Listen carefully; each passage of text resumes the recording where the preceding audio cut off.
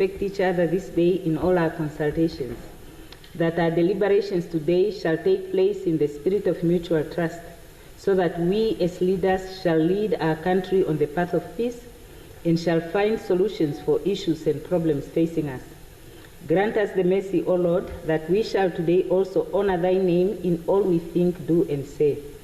Almighty God, we pray thee, bless our land and all its people. This all we pray in the name of Jesus Christ our Lord. Amen. Affirmation. I solemnly affirm that I will be faithful to the Republic of Namibia and its people, and I solemnly promise to uphold and defend the Constitution and laws of the Republic of Namibia to the best of my ability.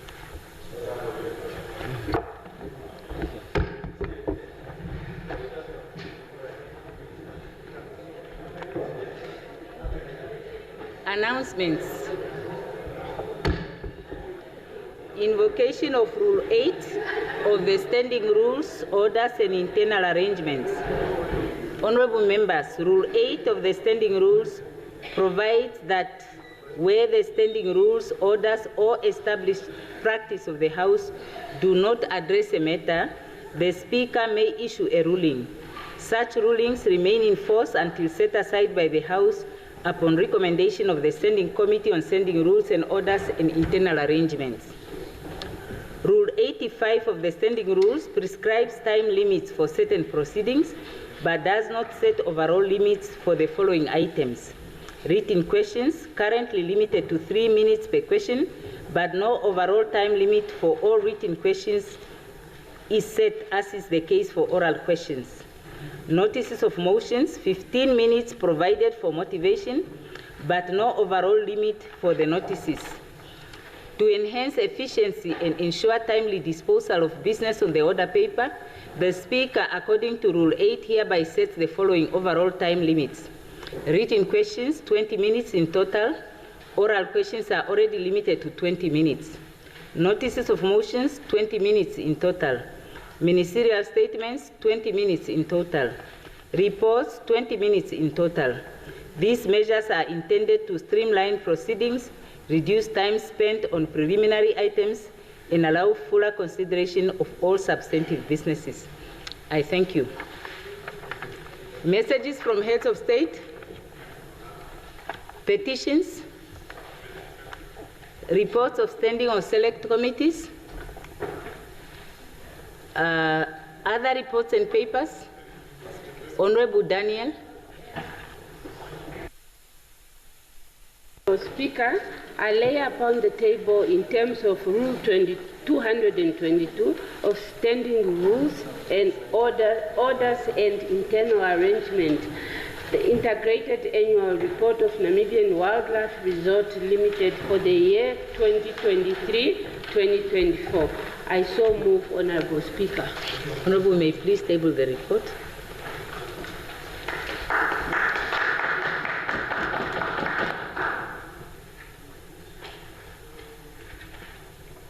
Okay, notices of questions. Honorable Thomas, set the time for questions. Thank you very much.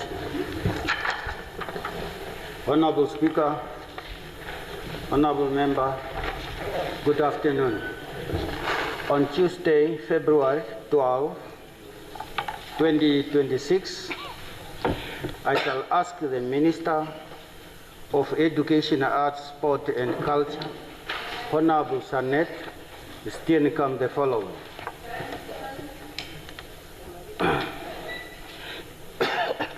The Onakatumbe Combined School, located near Enana in Ohangwena district, is dilapidated and has been without a floor for a few years.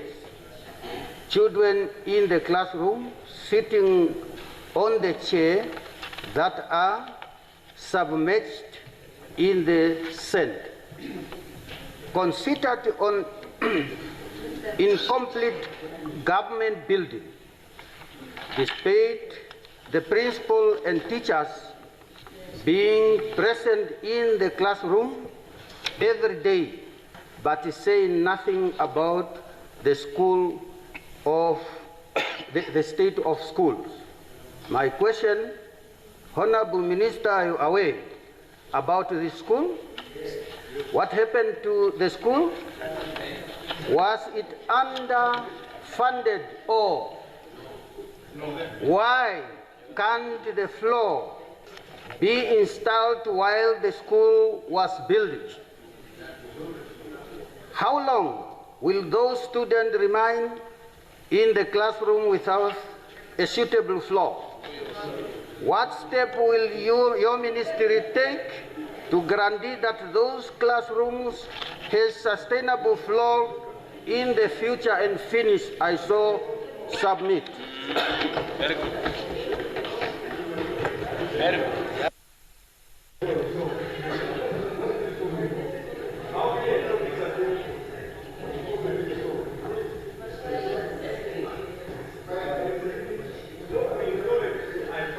Honorable Kalangula. Thank you so much, Honorable Speaker. I hereby give notice that on Thursday, 26 March 2026, I shall ask the Honorable Minister of Works and Transport the following questions. Honorable Minister, I wish to bring to your attention serious aviation safety concerns arising from the continued non-functionality of critical meteorological and navigational instruments at several airports. Recently observed in December 2025 and reoccurred February 2026. It has come to my attention that aviation meteorological services are currently not being conducted from Hosea Butako International Airport. Given the importance of safe and efficient aviation services for tourism, trade, and national connectivity, clarification regarding the current status of aviation services at Hosea Butako International Airport is required. The safety of passengers and flight crews is increasingly at risk due to the unserviceability or interruption of essential aviation systems. Honorable Minister, it is based on this background that I now ask as follows. Number one, what contingency measures were put in place to ensure compliance with ICAO safety standards and the Labour Act to safeguard uninterrupted aviation services? Number two, is the Honourable Minister aware that these intermittent operations at times led to the closure or supervision or suspension of meteorological services at these airports, Ndabwa and Walvis Bay International airports, that were quite closed down, downgraded over the time of the festive? If so, was an assessment conducted on the risk that this possesses to the aviation safety and flight operations? Now, last one, Honourable Minister, are these disruptions linked to staffing shortages, funding constraints, equipment failure, or governance issue? Can the Honourable Minister report to this Honourable House the current status at the Meteorological Office and at the Hosea Butako International Airport with regard to Met safety? Honourable members, these are serious issues at Met Office that needs the Minister's urgent intervention in respect of aviation safety. I so submit, Honourable Speaker. Table the question, Honourable.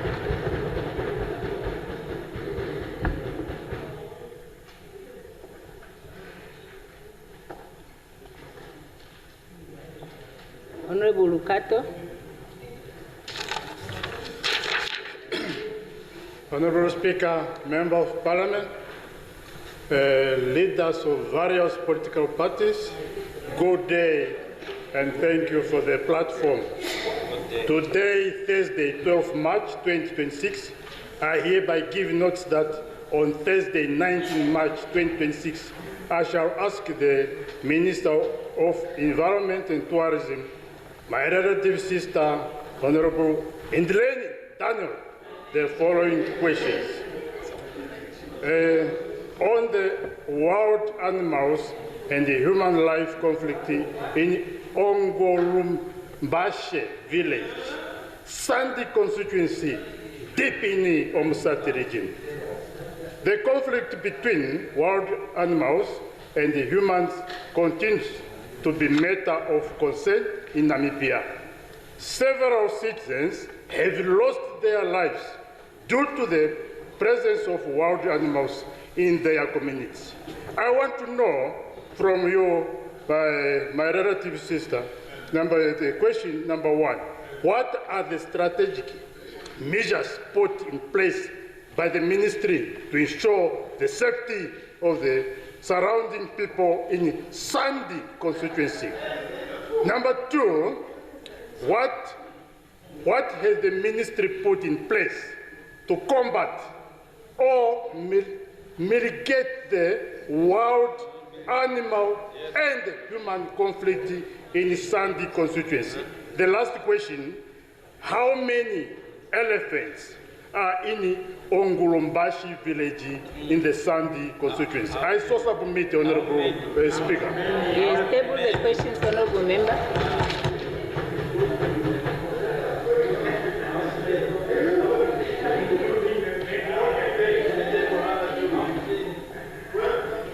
Honorable Klute.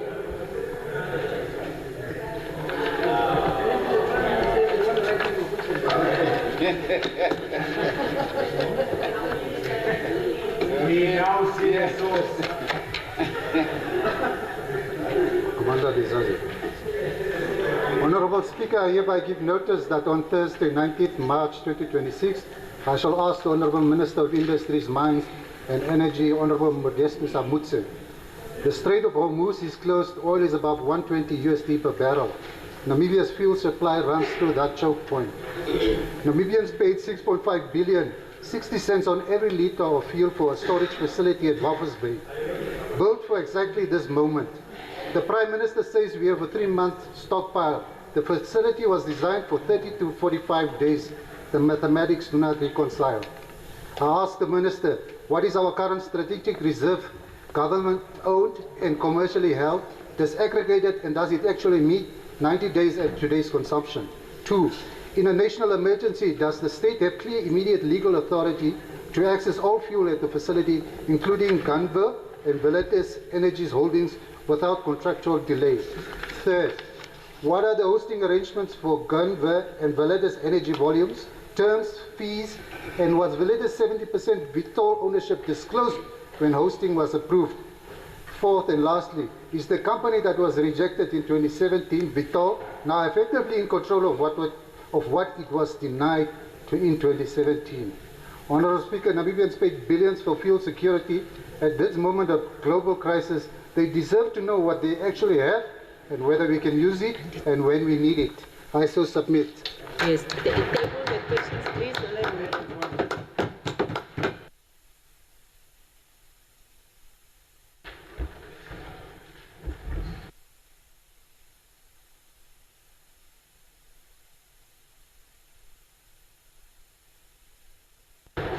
Yes, Honorable Kandarodu.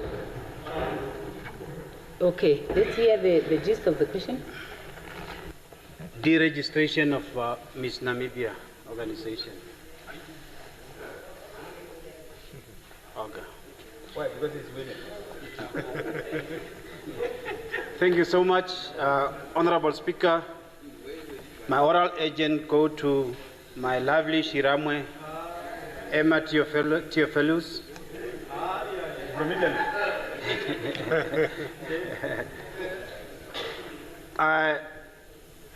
There is a reliable news that NBC is busy deregistering Miss Namibia to make it private again. As you are well aware that Miss Namibia used to own by an individual, and NBC bought Miss Namibia from that particular person for more than 1 million. So as a result, so Miss Namibia is owned by NBC. So as we speak now, the current board has resolved to deregister Miss Namibia under NBC so that it can go back to be a private entity that will be owned by an individual again. So I just want to know, are you aware about this? Did Cabinet approve the deregistration of Miss Namibia, or not, and what are you going to do about it to stop this happening? I so submit.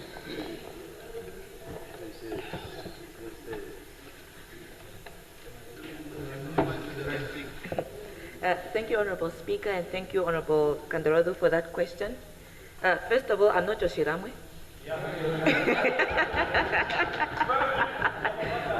but we are very, very good colleagues here at the National Assembly.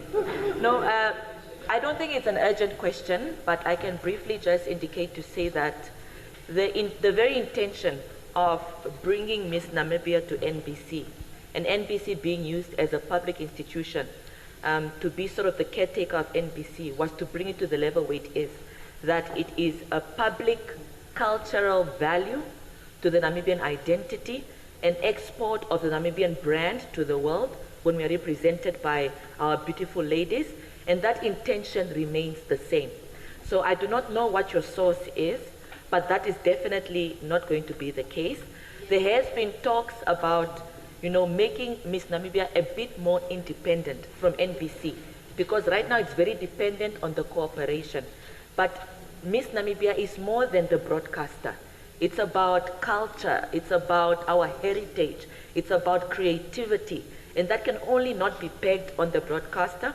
So the intention of making it independent is to ensure that it's able to have the public independence to engage beyond the broadcaster.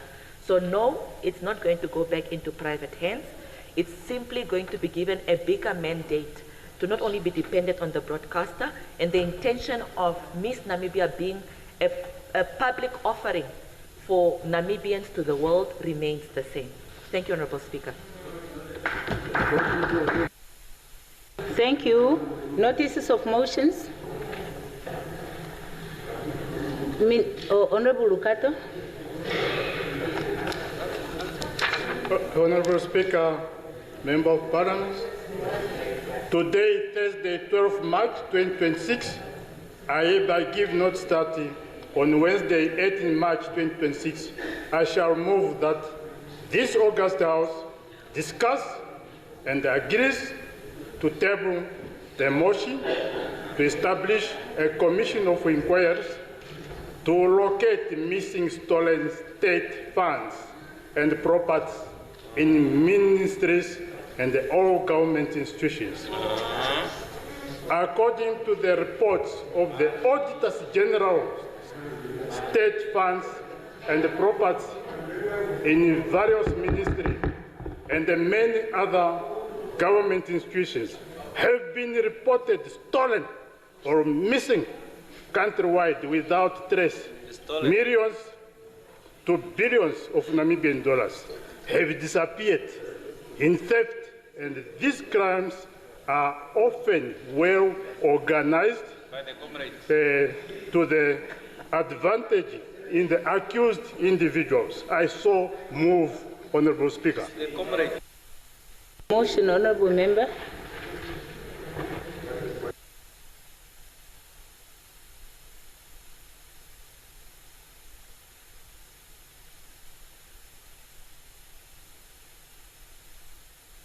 Honorable Venani. Oh, budget debate. Statements? None. Reports from the Committee of the Whole Assembly in consequential proceedings. Then orders of the day. The Secretary will read the first order of the day. Resumption of debate on second reading appropriation bill. When this Assembly adjourned on Wednesday, 11th March 2026, the question before the Assembly was a motion by the Honorable Minister of Finance. Honorable Vena Ita adjourned the debate, and he now has the floor. Thank you very much.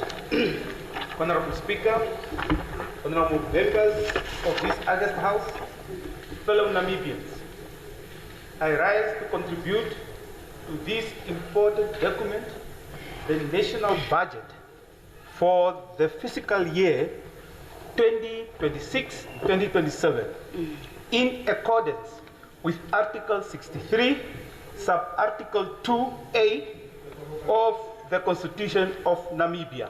I quote, "The National Assembly of Namibia has the obligation and responsibility to approve the national budget to ensure the effective governance and administration of the country." Honorable Speaker, honorable members, remarkably, the national budget is estimated at 104 billion, comprising of 81.3 billion meant for operational expenditure, 6.5 billion for capital development, and 16.2 billion for interest payment. Overall, this budget has been carefully structured to balance economic growth, debt management, and social spending. Fellow Namibians, amazingly, Honorable Speaker, the Bank of Namibia estimates that the average annual inflation rate in 2026 will be about 3.5%. This means the general prices of goods and services are expected to increase by 3.5%. However, the old age pension has been raised by 6.25%, which is above the projected inflation rate.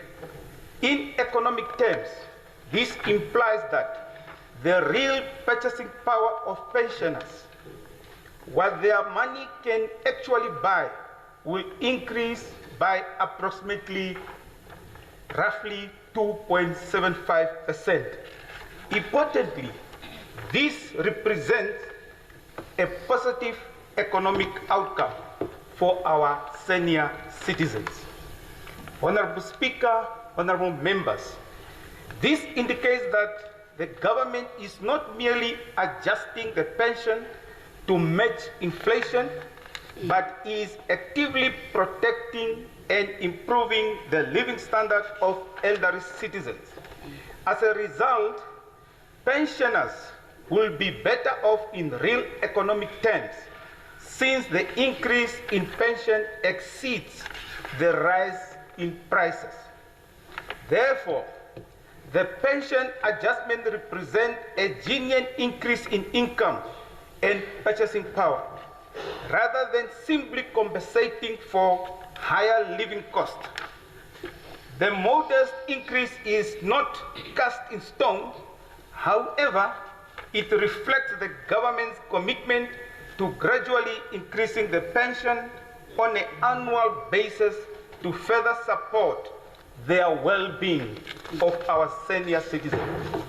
Honorable Speaker, furthermore, vote 08 allocated to defense amount to only 7.5 billion to ensure that our territorial integrity is safeguarded, peace is maintained, and law and order are upheld in order to create a stable environment for sustainable development.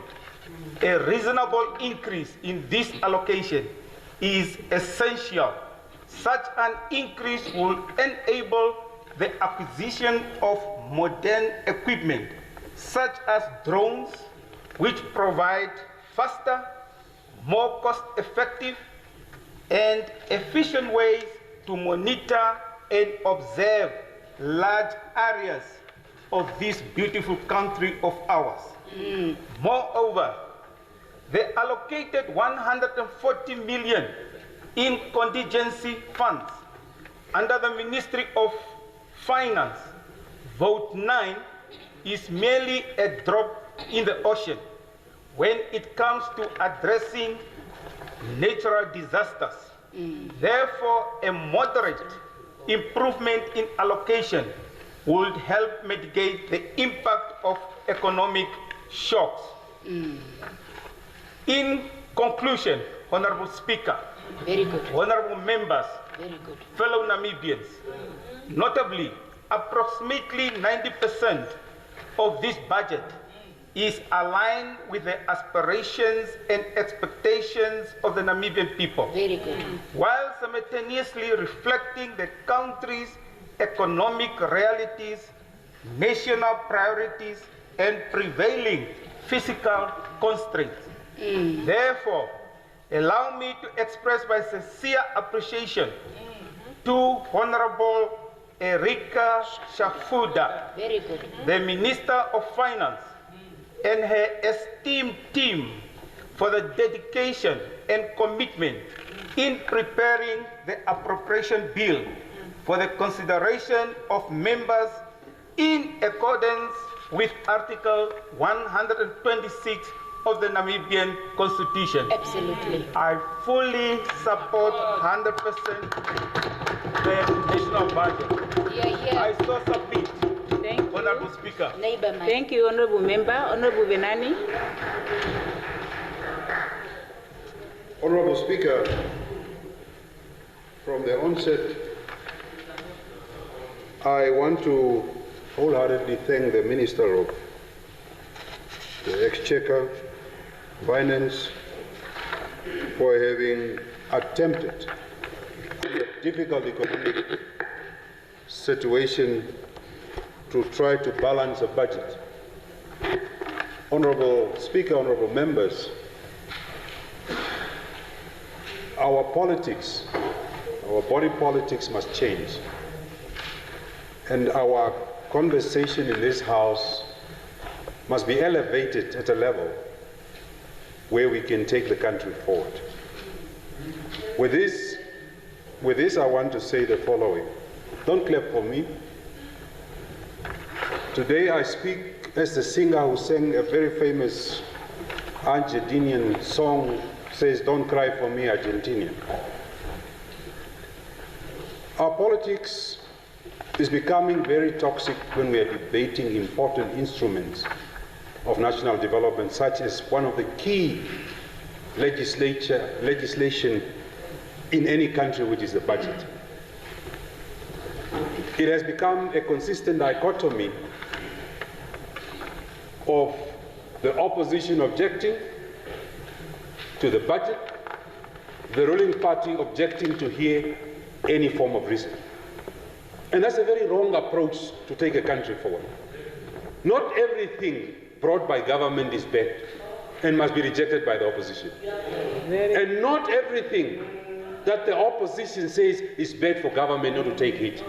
Because we can only elevate this country to a next level if we listen to one another, engage in a very robust manner to see how best can we lend the country for current and future generations. That's the premise of my intervention. I don't need to tell nobody. Don't clap for me. Clap for Namibia. Honorable colleagues, the minister has done something wonderful, and that I give you credit. You are sitting with the budget and you want to spend on the social sector. I cannot stand here and object that it is wrong for us to spend money on education, that it is wrong for us to spend money on health. These are necessary services to take the country forward. So there we give you credit. But listen also to the argument that when we are spending this money on these key sectors, we must start measuring the value of input versus output. We are spending too much money on education. The output is not there. And if we are not measuring the output, we will become the same fools that did the right thing correct, but never get the results that we want. So we need to become more effective in our thinking to say how best can we start measuring input versus output. If we are investing this much, are we getting that output? And what is the intended output that we want, especially from those social sector? Having said that, we must also agree that without reforming a very large civil service, Honorable Minister of the Exchequer, that without reforming the civil service, the money that we spend on salary is needed for services that we have, but the country cannot afford to develop with having a very large civil service. So we must do something about it. Reforms are a matter of priority. We must bring in reforms in the country. How can we reform the civil service as an idea? You look at Mongolian examples, Singaporean examples, a number of countries, polities around the world that have really done effective reforms. Let's create 1,000 new business people and say you are civil service, but in the next 3 years, we don't want you to be here, we want you to go and start industries. We are talking about industrialization, but we don't have a direction in which area does this country want to industrialize. We have a problem of unemployment in the country. Our young people don't have jobs. Which sector can create the fastest job in this country? It's the agricultural sector. It's value chains, agro-processing. We are the least utilizer of our perennial rivers. Malawi, Zambia, Zimbabwe, Angola are using more water from our perennial rivers, from Kunene to Kavango River to Zambezi to the Orange. It means that we have not really moved fast in terms of competing. Our agricultural thinking is only based on the green schemes are doing good. Green scheme is too parochial. To think agriculture in a way that the green schemes are functioning, that's a starting of, we must go into massive industrialization in agriculture. Today we don't have a policy on irrigation in the country. If you go to Zambezi, there are more than 20 projects in Zambezi standing idle, looking for investment, but we have money of JIPF. And JIPF money is borrowed by foreign companies that come here and they spend those money in South Africa and in our country, but we are not giving this money to our people. So we must agree with one another that a new paradigm shift, a philosophical paradigm shift is needed for us to address employment creation in the country. And we must move with agility and speed to be able to address unemployment in the country. We must double the economy, Honorable Minister of Finance. How can we double the economy? My friends, all of us here, we own properties in the rural areas. We have built homes in the rural areas. Massive mansions that we have there. And not only us, all the retired Namibians have homes in the rural areas. Go to Ohadushu, go to Okashorum, go to anywhere in this country. But the properties that the black people are building in this country has no collateral value. Your house in Vindu is worth 4 million. The same house that you built in your rural area has zero value. So you are running an economy where one part of the economy is just debt capital. We must come to the table and start engineering new ideas to say, how can we transform these properties that we have in the rural areas into a property regime that addresses equality, equity in the hands of the poor. By doing that, we are going to kickstart the rural economy. Because one thing that is happening in the rural economy today, what drives the rural economy today? A bit of subsistence agriculture, and more so Tombo and Kashipembe. All our rural villages are driven by Tombo. When people wake up in the morning, the only economic activity in a village is people to go and drink Ombike and Kashipembe. For us to turn around the rural economy, we need to engineer new thinking on how we can give ourselves value to our properties. One thing that apartheid did, when the apartheid regime under Hendrik Verwoerd started in 1948, they had a very clear plan on what to do for them to be able to benefit through apartheid. We are talking about black economic empowerment and we are sugarcoating it with NEF, we are calling it so many names. But it brought us to the same thing. If I ask a fundamental question, in what areas do we want to industrialize this country? Where do we want to go? Which areas do we want Namibians to participate in? Are we only saying parochially, we must take the businesses that belongs to the white, and that's the only way to do economic empowerment? Or are we having new industries, downstream industries in the oil sector, in the gas sector, in the agricultural value chain, whatever have you? Which areas do we want to take our people? We can't be preaching about trying to transform a country without having a clear vision on where we must go. I do not want to object to a budget, because a budget is a very key instrument to drive the country. But I also want to tell you that while I give you support to continue, the road must reflect on the path we have traveled, on the successes we have made, and on the weaknesses that might take this country backward. We must ask ourselves a fundamental question. Why are economies such as Mauritius, such as the one of Uganda, are growing beyond 5%, and us are always lingering below 3%? The best years of our country's economic growth is when the current speaker was Minister of Finance. Since then, we have never had any economic growth beyond 5%. And if we are not asking ourselves while we are debating this budget, why are we not growing? What should we do? What are the new ideas? How do we improve the ecosystem of the business sector to be able to do business easily in this country? We will take our country nowhere. Let's not have differences on supporting or not supporting.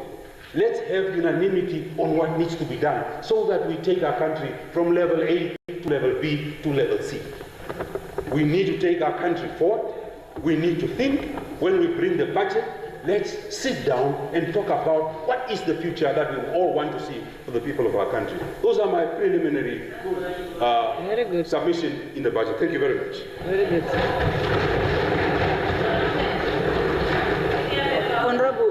Honorable Crony.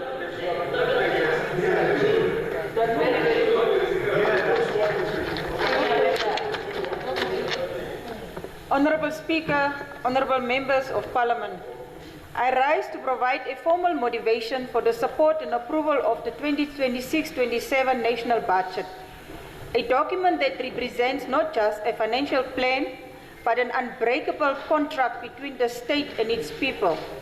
This budget is presented during a period of moderate but fragile economic recovery, negotiating a strategy that balances development ambitions with the discipline required for macroeconomic stability.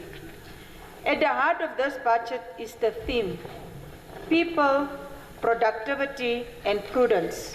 I urge this August House to support this budget based on three fundamental pillars. One of them is nurturing our people through unprecedented social investment.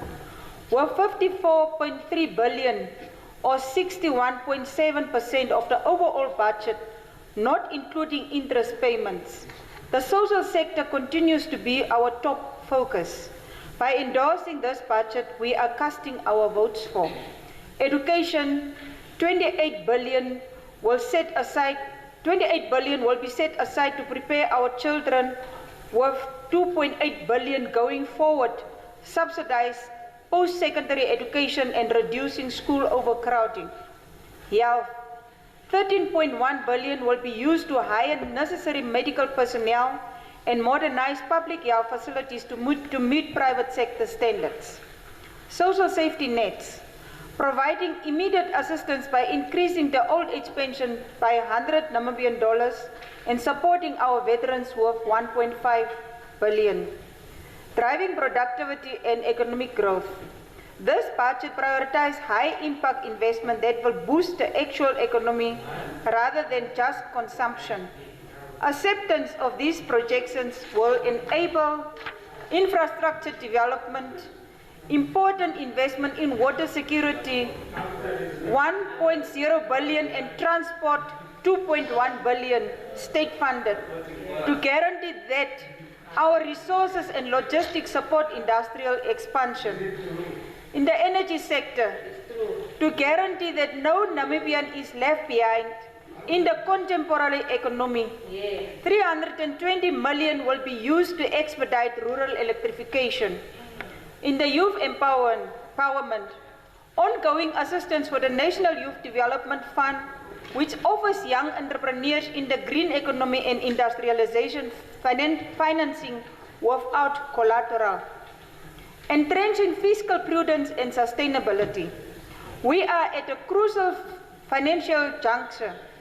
The goal of this budget is to put our debt to GDP ratio on a downward trajectory toward the 60% SADC standard and restore a positive primary fiscal balance for the 26-27 term.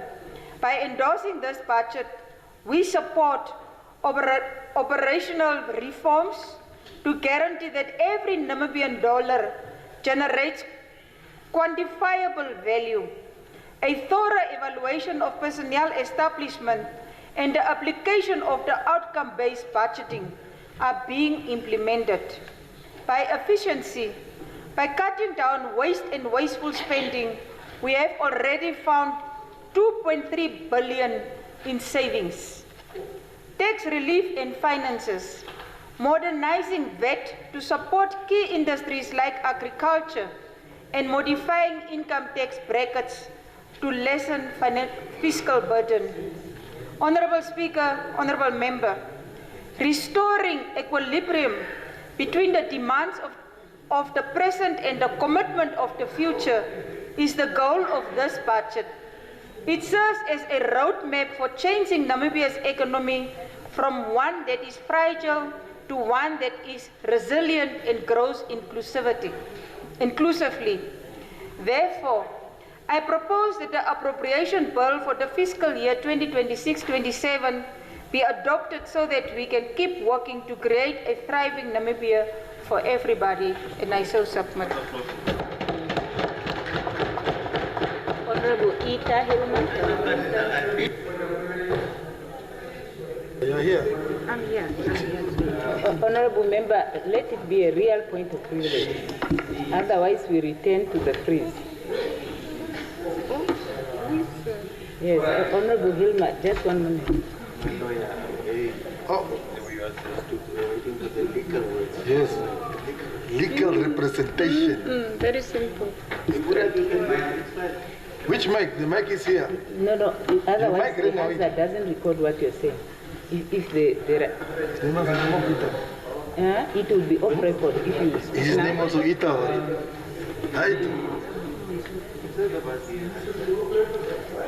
His name also Ita. The system is rejecting the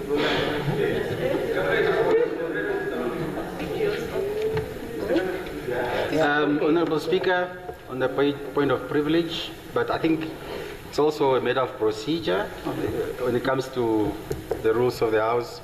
When Honorable Krone was doing her contribution, Krone, okay, thank you. Honorable Nekongo was actually displaying party flag right behind her. Behind them. And it's not really the first time. I don't think we should really do that. So simply. Yes, thank you. So anyone who is displaying party colors, whether it's Honorable Nekongo or any other person, members, please let's see this. I mean, cease from doing that. Yeah, okay, Honorable, just put it down. Yes, proceed, Honorable Ita.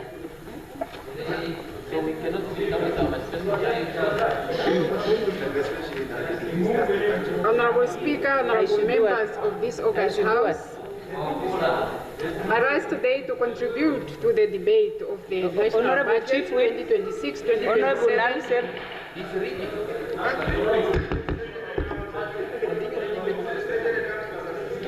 and express my support for the physical framework that please assist me with the compliance of the members. Yes, proceed, Honorable Member. Proceed. A national budget is far more than a physical document. It's a reflection of a government priority, a statement of national value, and the roadmap for economy and social development. Through this budget, government is called upon to balance several important responsibilities, promoting economic growth, protecting the national vulnerable members of society, strengthening public service, and ensuring long-term fiscal sustainability. Honorable Member, Honorable Speaker, allow me to state from the outset that this budget demonstrates a serious and responsible effort to address the need of the Namibian people while maintaining fiscal discipline. One of the most important features of this budget, it is continued commitment to people-centered development. Education remains one of the largest areas of public expenditure. This is not accidental.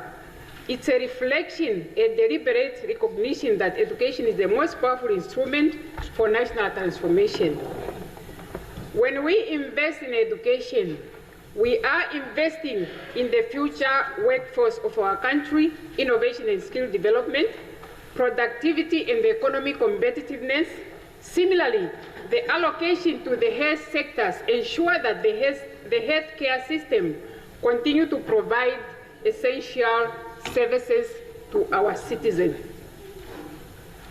Honorable members of this August House, this budget also continues to take priority on social protection, particularly for vulnerable members of our society. Social grants, including the old age pension, remain an essential tool in addressing poverty and inequality. Another critical features of this budget, it is investment in infrastructures and the productive sectors. Infrastructure development remain essential for economic growth. At the same time, the budget demonstrates a clear commitment to fiscal responsibilities.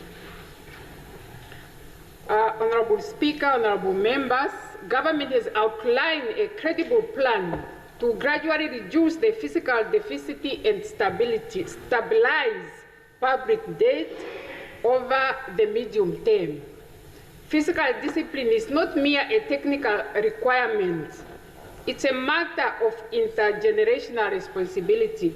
We must ensure that the decisions we are making today do not impose unsustainable financial burden on our future generation.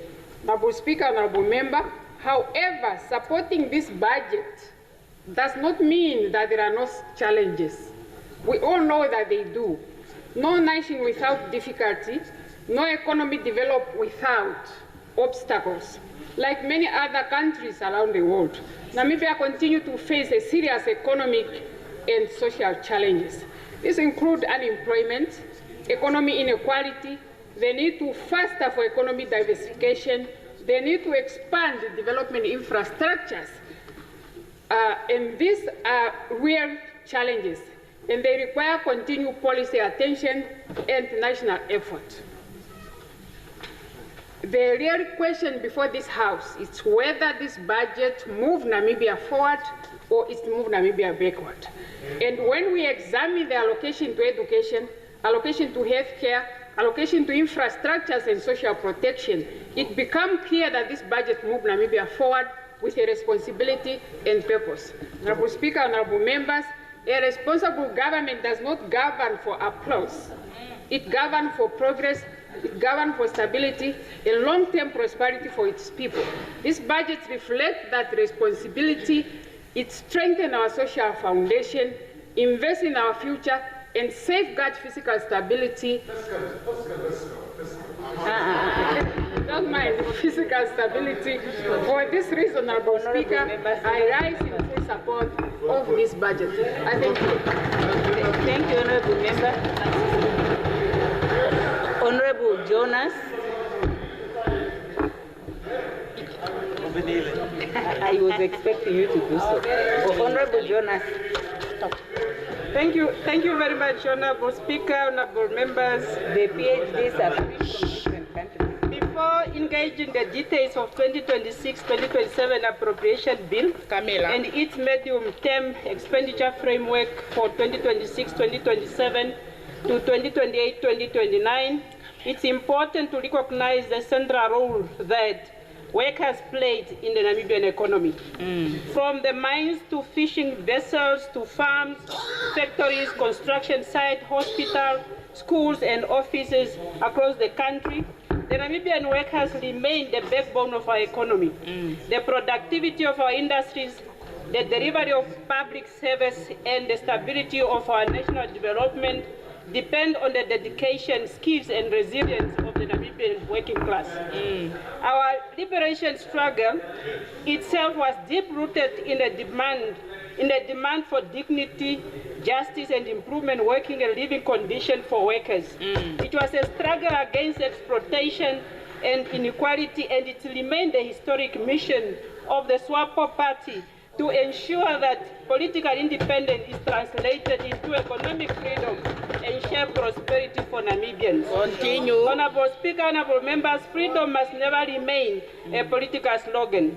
It must be felt in the workplaces, in the payslips, and visible in the living condition and working condition, living condition and working class in the land of the brave. Allow me to convey my views on the appropriation bill and its medium-term and expenditure framework as tabled by our able Minister of Finance in this August House.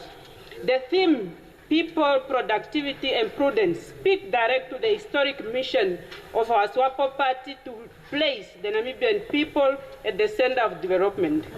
Let me unpack these pillars. People, the budget is affirming SWAPO party unwavering commitment to social justice, dignity, and the upliftment of workers, youth, women, and rural communities. Productivity, the budget is calling on to accelerate economic transformation by strengthening domestic industries, promoting value addition to our natural resources, and ensuring that growth translates into decent jobs and shared prosperity. Lastly, prudence, the budget demands again responsibility, stewardship of public resources so that every dollar of the national budget advances national development and protects the gain of our independence. Together, these pillars reinforce the vision of building a prosperous and inclusive Namibian as articulated in Vision 2030, where economic progress is matched by social equity and shared prosperity. The budget gives practical commitment of the SWAPO Party Manifesto 2025 and 2030, particularly in safeguarding workers' rights, expanding employment opportunities, promoting decent work, and ensuring that economic growth delivers daily improvement to the lives of original Namibians. The manifesto clearly commits government to build an inclusive and people-centered economy where national resources serve the interests of many and not the privilege of few. The budget takes important steps in that direction. In preparation of this appropriation bill, the Minister of Finance undertook consultation with labor unions, civil society organizations, stakeholders across the public and private sector. This process of social dialogue reflects the manifesto of SWAPO, commitment to participatory governance, and strengthened cooperation between government, labor, and capital. During this consultation, the working class were very clear and they spoke clearly. They emphasized the urgent need for fair salaries, improved working conditions, job security, and meaningful participation in decisions that affect their livelihoods. Honorable Speaker and honorable members, the macroeconomic environment continues to show slowly recovery and a bit of stability. Government has maintained a careful balance between fiscal prudence and social investment. Ensure that responsible financial management does not come at the expenses of workers and vulnerable communities. This balanced approach reflects the SWAPO Party Manifesto commitment to responsible economic management and safeguard national development while protecting the social welfare of our people in this budget. One moment. I just want to advise the members that the people at the Hansard are saying when we bang on the desks, the Hansard cannot capture what the member is saying. So maybe we should applaud. Please, listen. And not bang on the desk. Yeah, honorable member, please continue. Thank you, Speaker. Thank you, Speaker. Ensuring that responsible financial management does not come at the expenses of workers and vulnerable communities. This balanced approach reflects the SWAPO Manifesto commitment to responsible economic management that safeguards national development while protecting the social welfare of our people, and this by advancing the commitment to improve the welfare of our people. We welcome the improvement of the civil servant salaries and benefits, in which grade 14 and 15 will receive about 700, while employees in grade 1 to 13 will benefit from a 5% salary adjustment effective April 2026. In the following financial year, all grades 1 to 15 will receive further 5%, while non-management employee will receive benefit from a 7% in transport allowance. These measures recognize the vital role of public servants that include our uniform personnel who are delivering service to our people and help protect them against the rising cost of living. We welcome the allocation, listen very carefully, We welcome the allocation of 58 million to improve the remuneration of public office bearers. Leadership is public service must be fairly compensated in order to strengthen accountability, professionalism, and effective governance. Honorable Speaker and honorable members, when those entrusted with national responsibilities are properly supported, the quality of governance improves and the confidence of our people in public institutions is strengthened. Honorable Speaker and honorable members, employment creation remains central to the program of action of the SWAPO party. And this budget demonstrates that commitment through direct recruitment in critical public service. I commend the allocation of 259 million that has been made for the recruitment of health professionals, strengthen our health system while creating employment opportunity for the qualified, especially young people. Honorable Speaker, I'm trying to catch time. This will be made available. Honorable members,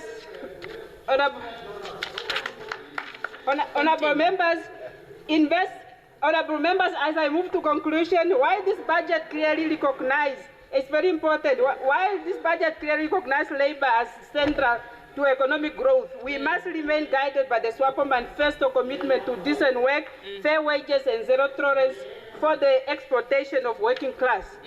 Many workers in Namibia continue to face low wages, insecure employment contracts which are subject to precarious work and retrenchment in sectors such as mining and fishing sector. And these malpractices are contradicting our decent work program and specifically our SWAPO manifesto commitment towards the working class.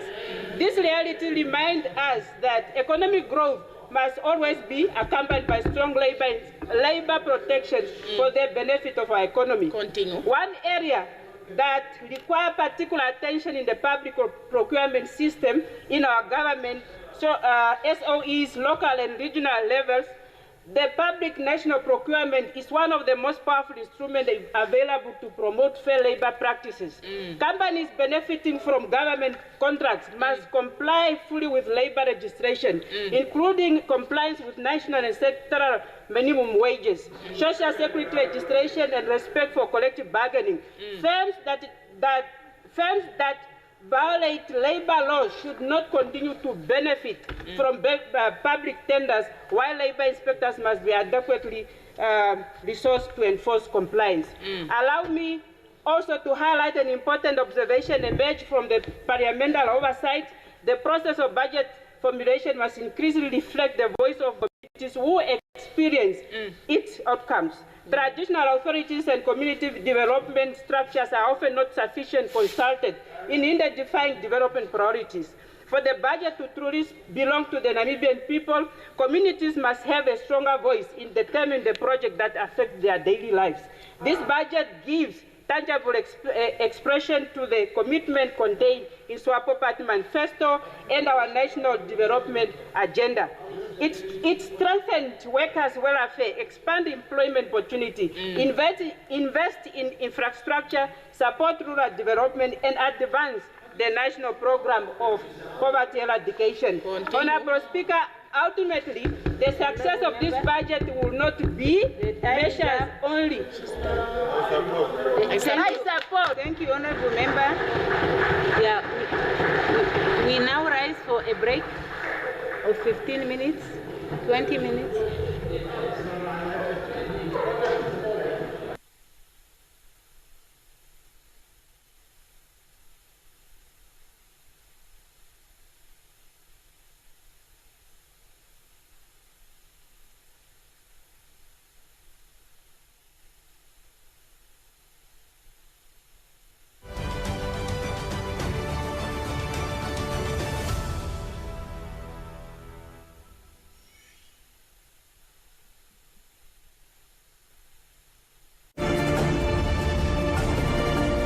This is NBC1. It's ours.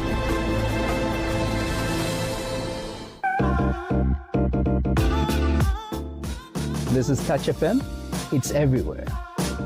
National FM, Prime all the time. Hardloop FM, leef in Afrikaans. on denga podongo oi sabari pinyi jiheri po omulari wanjibi firombaranga. Sie sind bei Funkhaus Namibia. Deutsch gehört. Gehört. Kai samese aridi halkau ausi. TYS FM, Mamarato Aha. Wato FM, Muchima wetu. Kati FM, Kati nkupora pale thingi. Mwanyi FM, Kai ni Kai.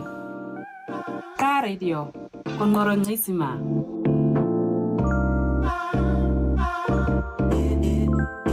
Apana ngapa, apana pe. Got it. Mumbo jumbo. At the beginning, apana ngapa, apana pe, it's pe.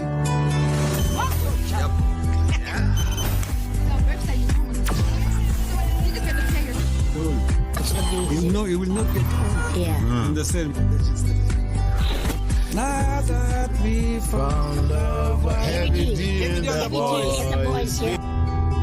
just look into that box, imagine whatever it is, if it's a mirror, it's a reflection of what you can see. Mind out there.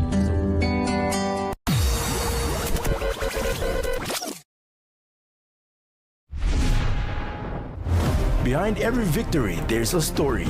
Behind every loss, a battle. This isn't just about the highlights, the trophies, or the roars of the crowd. It's about what happens behind the scenes, under immense pressure and in the shadows that few ever see. It's about uncovering the truths buried beneath the surface. This is Sport Uncovered, where we go beyond the headlines to reveal the hidden and untold stories of Namibian sport. This is not just about the athletes. Behind every performance, there's a system. Decisions are made by coaches, managers, owners, and administrators. These choices don't just influence games, they shape careers, shatter dreams, and define the future of the sport itself. Sport Uncovered digs deeper. We expose what happens behind closed doors, the challenges faced, and the dynamics that can make or break the game. This is about more than what happens on the field. It's about why sport happens and sometimes why it doesn't. No story is too small, no stone is left unturned. Sport Uncovered, where every move matters and every story counts. Introducing Men Unfiltered. A bold, powerful new program for boys and men under 35. Get ready to see the raw, the real, and the relatable. Be the change that you want to be, so you yourselves can be the change. This notion which came up currently now, the future is female. We must denounce it at this point in time. So what are we saying about the boy child? I do this thing for my mom and my brother too. EHS and elementary, so go better school. Only on NBC2.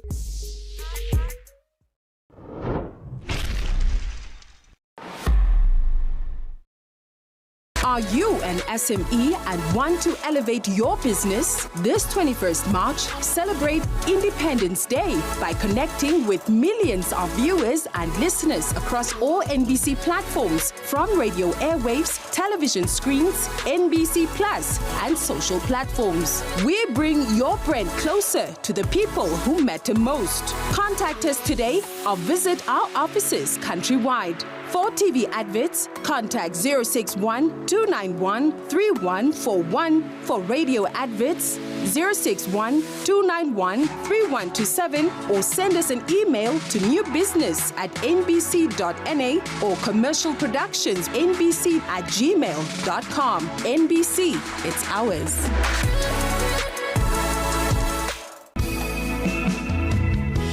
The Bible teaches us that a nation is truly blessed when it acknowledges that Jesus is Lord. Every little thing, even just to wake up in the morning, is a blessing, and you have to thank God for that. We have stability in the country, we have natural resources, we have peace. But the question is, are we really grateful? This stability that we're speaking about today, we can able to ruin it In the other way, when we as a nation choose to dishonor God, the presence of God that maintain the blessing, it will drift away.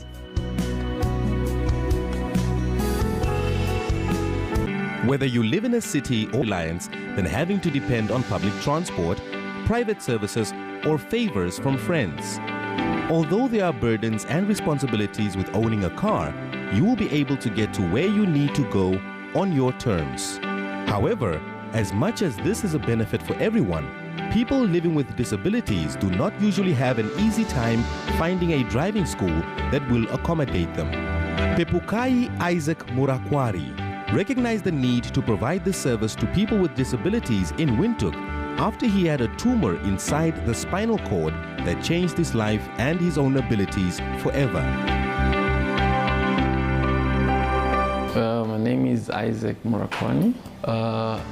I was born in Zimbabwe and I went to primary and high school in Zimbabwe, and then I moved to Namibia in 2008. I attended UNAM. I did a BAc in accounting, an honors in accounting at UNAM. And then as of 2011, I started business. I had my spinal cord injury in 2015. This was as a result of a tumor on my spine. I got operated in September of 2015. And unfortunately, after the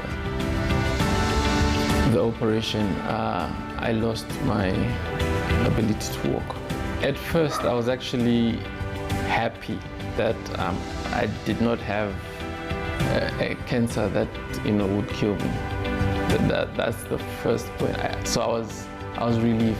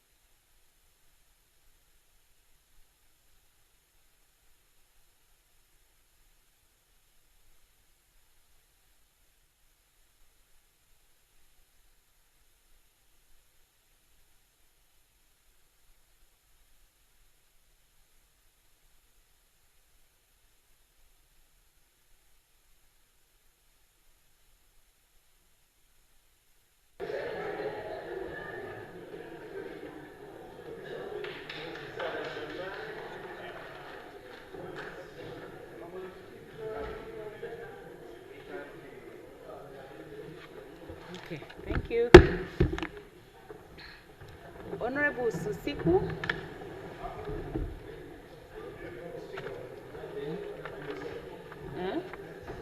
Honorable Susiku has the floor. Thank you, Honorable Speaker. Yes. Honorable Speaker, honorable members of this Parliament, and fellow Namibians, I rise here today and give my contribution to the Appropriation Bill 2026-2027. Honorable Speaker, what is the use of the budget if it's only on paper, while Namibians are dying because they cannot get health care? Honorable Speaker,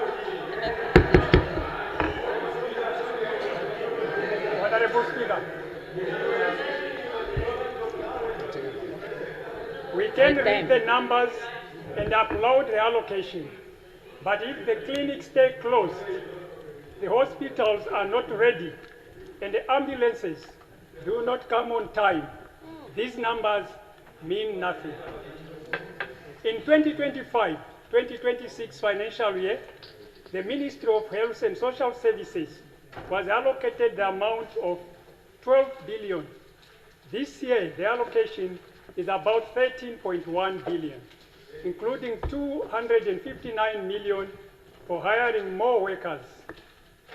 An increase in money is good, Honorable Speaker, but does it help people who need care? Sadly, the answer is no. For every billion allocated in this House, there are still Namibians who cannot access basic health services. Namibia has been independent for over 36 years, yet hospitals our people use today were built during the apartheid era. After all this time, we should have modern hospitals that show what independent Namibia can do. Only a few new hospitals has been built, such as Omthia District Hospital, which was supported by the Chinese government. There are exceptions. Most hospitals are old, overcrowded, and they cannot handle the growing number of patients. And what about the promises made over the years? Honorable Speaker, we keep hearing about new hospitals, outreach clinics, and emergency services, but many promises are just still in words. Take the Havana District Hospital in Windhoek. It was celebrated when announced, but today, very little progress has been made. Communities are still waiting, hoping these promises will finally turn into reality. Honorable Speaker, let me remind you about the Muzi Clinic in Zambezi region. It was built nearly 7 years ago, but it has never opened. Construction still not completed. The Okanjatu Clinic, same thing. All over the country, constructions are pending. Meanwhile, people in floodplain areas have to wade through flood waters and travel 20 to 40 kilometers to reach clinics. During the rain season, the roads are blocked and emergencies become dangerous. Honorable Speaker, these are not isolated cases. Across the country, clinics and hospitals are far away, understaffed, or not working at all. Emergency response is painfully slow. Ambulances often take hours, sometimes 12 hours to arrive. 12 hours can mean life or death. Yet, we hear about the long-promised e-ambulances. People continue to wait, hoping this solution will finally deliver timely and reliably emergency help, especially in remote and flood-affected areas. Honorable Speaker, this budget does not speak to the needs of our people. The priority should be on constructing clinics, and healthcare facilities to reduce people's burden. Those traveling distances either by feet, by sledge, canoes, and any means to access health-related services. Namibia must now rely on patience, prayer, and help from their neighbors. And this is the health system we promised our citizens. Is this what we expect from a government spending billions on health? Honorable Speaker, the budget also promises to hire more health workers. While this is good, do we have enough space for them? Honorable Speaker and honorable members of Parliament, this is why I cannot support this appropriation bill in its current form. We must rethink, change priorities, and make sure the money helps the people who need it most. We must make sure clinics and hospitals are functional, staffed, and equipped. We must make sure ambulances and emergency services reach people on time. Every Namibian, everywhere in the country, must have access to health care when they need it. Honorable Speaker, as leaders, we have moral and constitutional duty to the people. Our decisions in this House must reflect the real needs of citizens, not just in numbers on papers or promises we have made. That's why I urge that Vote 13 allocation be reconsidered and strengthened before implementation. Let this budget be a turning point. Let our hospitals and clinics work properly. Let emergency services reach people on time. Let preventable deaths be avoided. Let our clinic work properly to save lives. Honorable Speaker, our people are waiting. They are watching. They are vigilant enough. More than ever, history will judge us by the action we take today, not by the number we read in this House. Honorable Speaker, I thank you. Honorable Brinkman. Honorable Brinkman is not there. You must listen, James. History will judge you.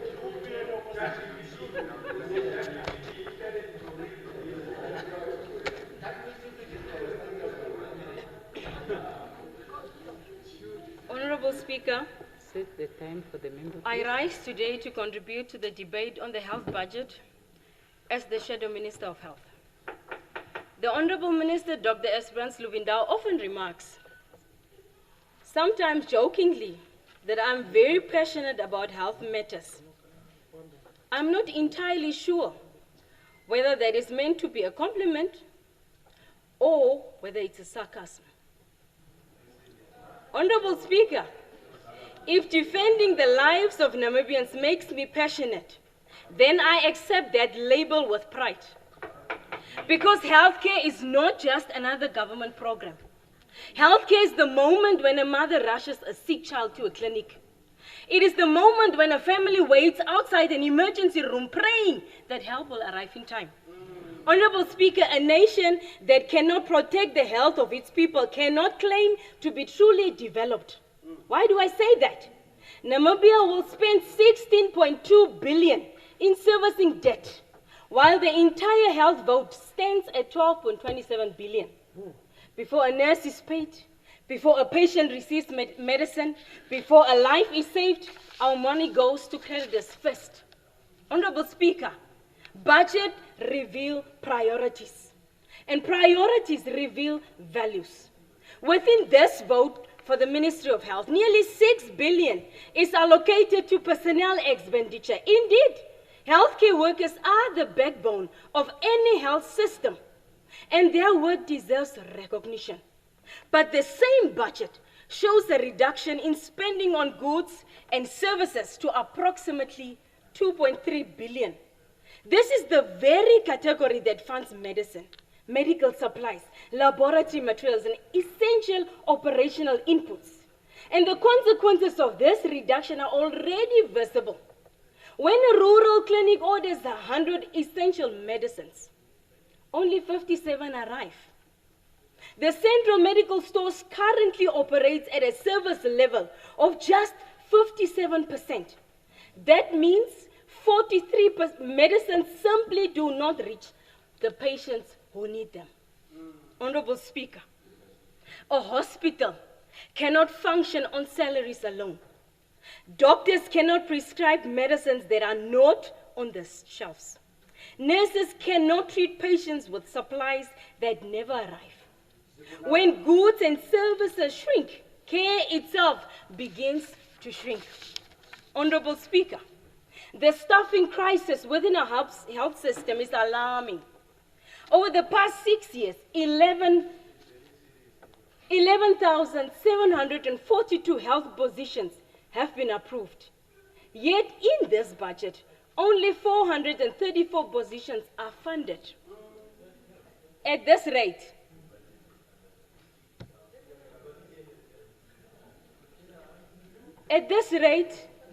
it will take 27 years to fill the posts we already know we need today.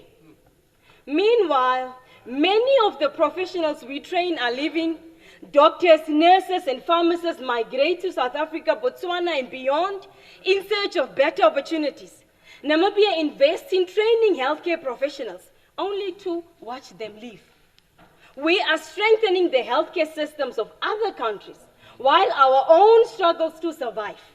Furthermore, Honorable Speaker, the budget for the public health programs, which focuses on prevention and health promotions, remain comparatively small at approximately 141 million, revealing the imbalance between prevention and treatment.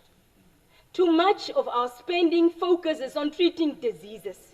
Too little is invested in preventing illness before it even begins.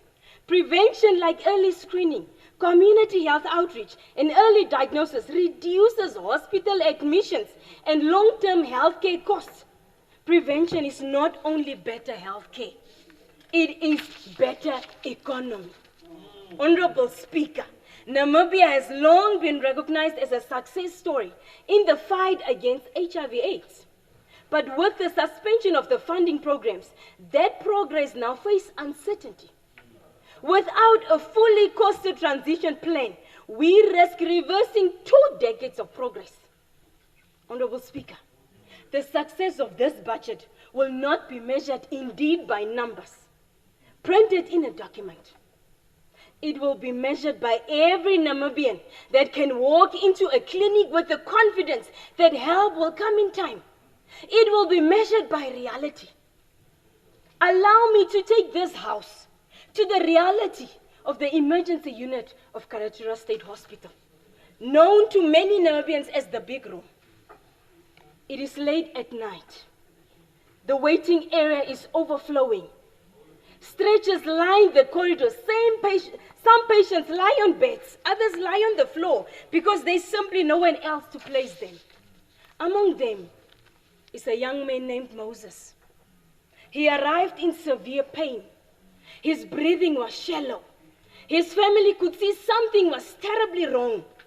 The nurses moved quickly, placed oxygen on his face. They monitored his vital signs.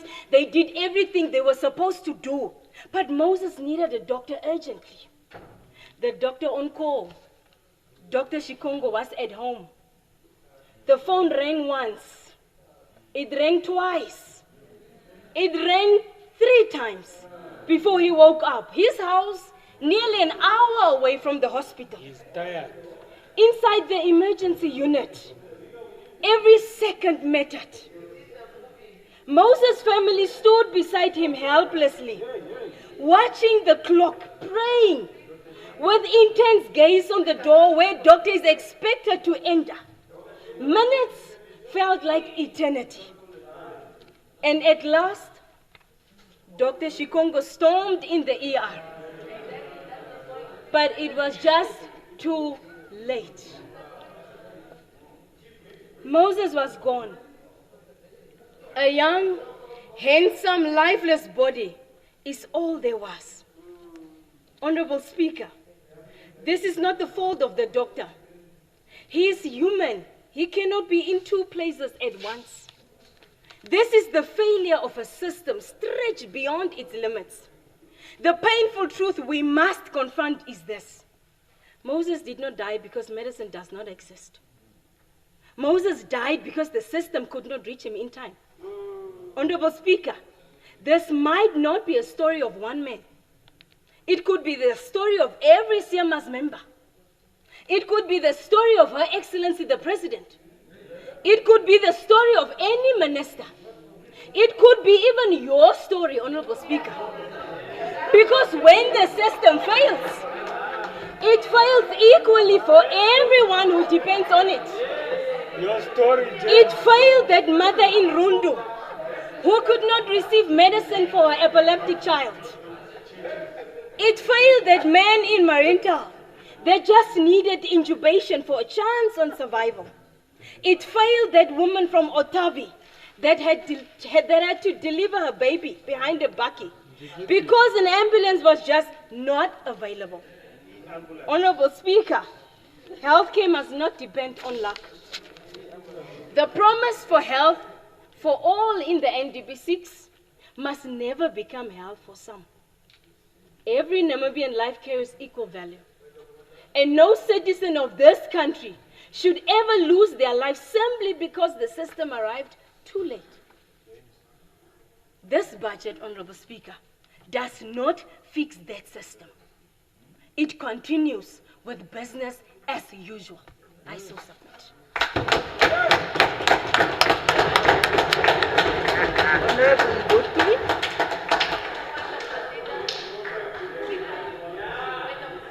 Yeah, point of procedure, Honorable Buti. Hold on for a moment. Please take your seat. Yes, Honorable. Thank you very much. Yeah, to the point of procedure, Honorable Speaker. Yes, please. I rise on point 7, standing rule number 7 on conventions and practices. I also rise on the strength of rule 168, as well as on the strength of rule 200 in terms of the procedure of passing the appropriation bill. Honorable Speaker, we have different stages of debate when it comes to the appropriation bill. Right now, we are at the general debate stage. This is 1 week gone. Next week will be the final week before we get into the committee stage. But I've observed, Honorable Speaker, on a point of procedure that members are contributing specifically on votes. When votes are to... Can I finish? Yeah, just let her just my finish. point to end. Yes, It's a point please. of procedure. Yes. You are new members. It's important that you are advised. Honorable Speaker, this is our second appropriation bill being considered by this House. Yeah. And if members still don't know the procedure, we'll find ourselves in year 5 with members following the wrong procedure. That's why... Okay, honorable members, can we hear each other, please? After next week, Honorable Speaker, we'll go into committee stage and we'll go into the votes of each vote of each ministry, which means every minister will stand up, motivate their vote, outline the amount given to them and what that money is going to do. But if we are debating it here, what are we going to debate in the committee stage? So, Honorable Speaker, on a point of procedure, I ask for your guidance. Thank so you. the House can address the bill, the entire appropriation. You are not the presiding officer, Honorable Shono. No. Yeah, you are not the presiding officer. Now, honorable members, please take the floor. I will explain that yeah. Thank you very much, Honorable Speaker. I rise today as a Shadow Deputy Minister of Gender Equality and Child Welfare to contribute to this budget debate on the matter that goes to the heart of our nation's dignity, the safety of our women and children. The previous budget for the Ministry of Gender Equality and Child Welfare allocated 473 million, yet the reality facing women and children across Namibia show that much of this spending has not translated into real protection on the ground. This current budget stands at 482 million, with the vulnerable children grant remains 350 Namibian dollars per child to meet their basic needs. And this is very, very insufficient. Gender-based violence continues to rise, Honorable Speaker. Between April 2024 and February 2025, Namibia recorded 4,405 cases of gender-based violence, including 1,345 rape cases. In fact, more than 5,000 gender-based violence cases are reported in Namibia every year, with women and girls making up the majority victims. At the same time, research and national reports indicate that about 1 in 3 Namibian women has experienced physical violence from an intimate partner at some point in their life. These statistics reveal a reality. Despite millions spent, violence against women has not decreased. Namibia currently has only 8 government-run gender-based violence shelters, serving the entire country and 1,000 victims every year. Government planning documents show that these shelters together are expected to accommodate only 120 to 200 survivors annually, which is extremely limited compared to the thousands of gender-based cases reported each year. In several regions, enforcement officials have confirmed that there are no proper shelters for adult victims, forcing survivors of domestic violence to return to family members for temporary arrangements because they are having simply nowhere else to go. Apology there. This means that women escaping violence often faces devastating choice, return to their abuser's houses, or faces homelessness. This is not a protection. This is a systemic failure. Honorable Speaker, honorable members, the previous budget heavily emphasized awareness campaigns, conferences, and national events. For example, a government awareness campaigns reached over 18,000 people during a reporting period. But awareness alone does not protect a woman running for her life. Honorable Speaker, honorable members, meanwhile, the government budget documents show that personal expenditure or gender equality programs under 20 million, indicated limited staffing capacity for social workers, counselors, and protection officers. Responsible for supporting survivors. Imbalance show that the previous budget focused more on public messaging than on real protection systems. Honorable Speaker, violence against women is deeply connected to the vulnerability of children. Police have reported increasing cases of sexual abuse, with many perpetrators being family members, caregivers, or relatives. Children have been abused inside the very homes they were supposed to be safe. This is one of the most disturbing realities in our country. Yet the number of child protection officers, rehabilitation centers, and safe houses for children has not grown at the same pace as the crisis. Across towns and cities, we see children begging at traffic lights, selling small items, sleeping in abandoned buildings, and wandering in unsupervised late at night. Many of these children come from homes affected by domestic violence, substance abuse, neglect, and extreme poverty. Street children face the highest abuse in trafficking, sexual exploitation, substance abuse, and criminal recruitment. The current development budget has decreased from 18.3 million to 16.3 million. This House is signaling that the physical protection of our most vulnerable is not a priority. Honorable Speaker, honorable members, gender-based violence is not only a social issue.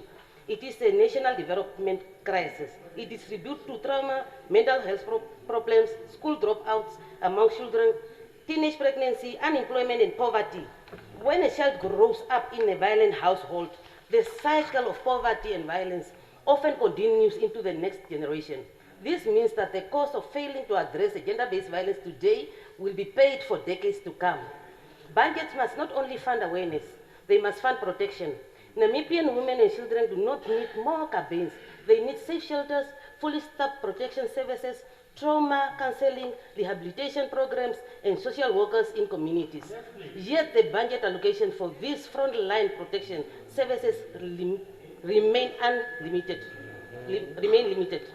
Only 2 million per year is provided to subsidize 18 residential child care and gender-based violence facilities across 8 regions, an amount that is extremely small when divided across shelters that must provide accommodation, food, counseling, and safety for survivors. At the same time, the ministry has planned a personal spending of roughly 19.9 million for gender equality programs, which must cover staffing such as social workers, protection officers, counselors responsible for assisting survivors. Government has also indicated a plan to recruit 134 social workers, with only about 35 deployed initially across the country's 14 regions, highlighting the gap between the scale of a crisis and the human resources available to respond to it. When we consider thousands of gender-based violence cases reported every year, these allocations show that systems meant to protect victims remain very, very severe under-resourced. Honorable Speaker, honorable members, a budget must judge by not how much money is allocated, but by how many lives it protects. By that saying, I'm not supporting this budget, and I thank you.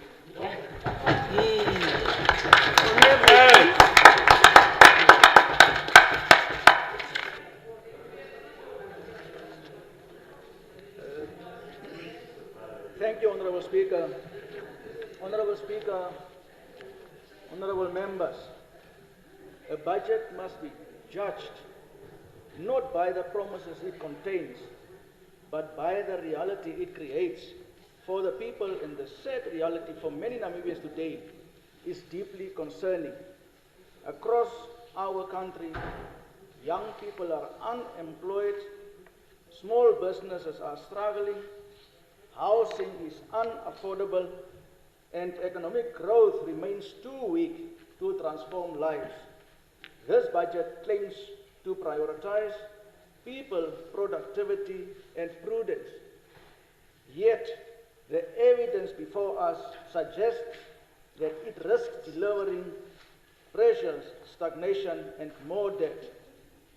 Honorable members, allocating 61.7% of spending to the social sector may sound impressive, but if poverty remains widespread in Namibia, if inequality remains among the highest in the world, with a Gini coefficient above 0.59, and if unemployment remains stubbornly high, then clearly the system is not delivering productivity and inclusive growth.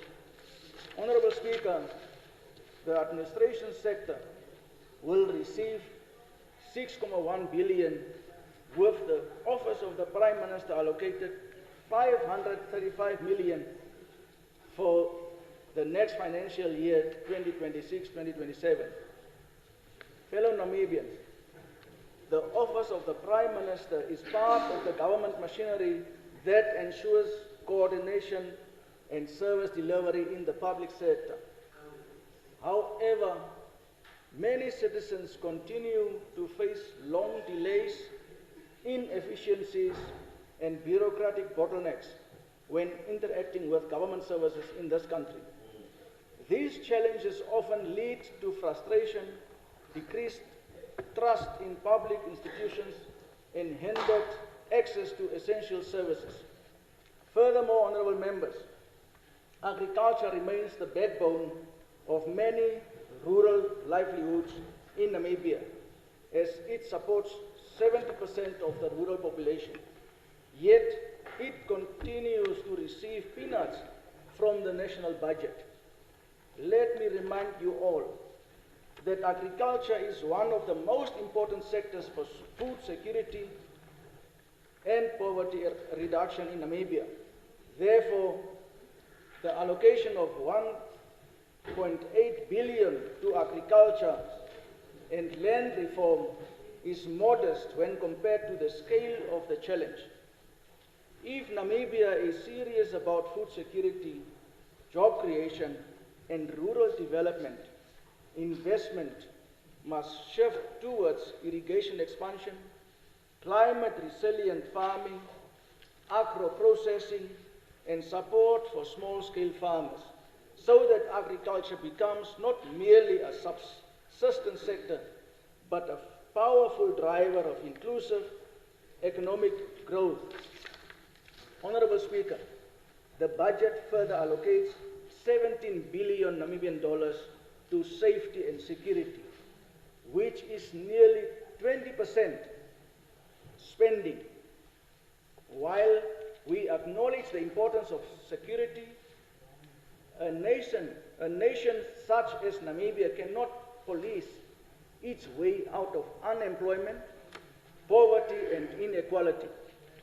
True stability comes from economic opportunities. We therefore believe that the best crime prevention strategy must be job creation, poverty elimination, education, and hope for the ordinary Namibian.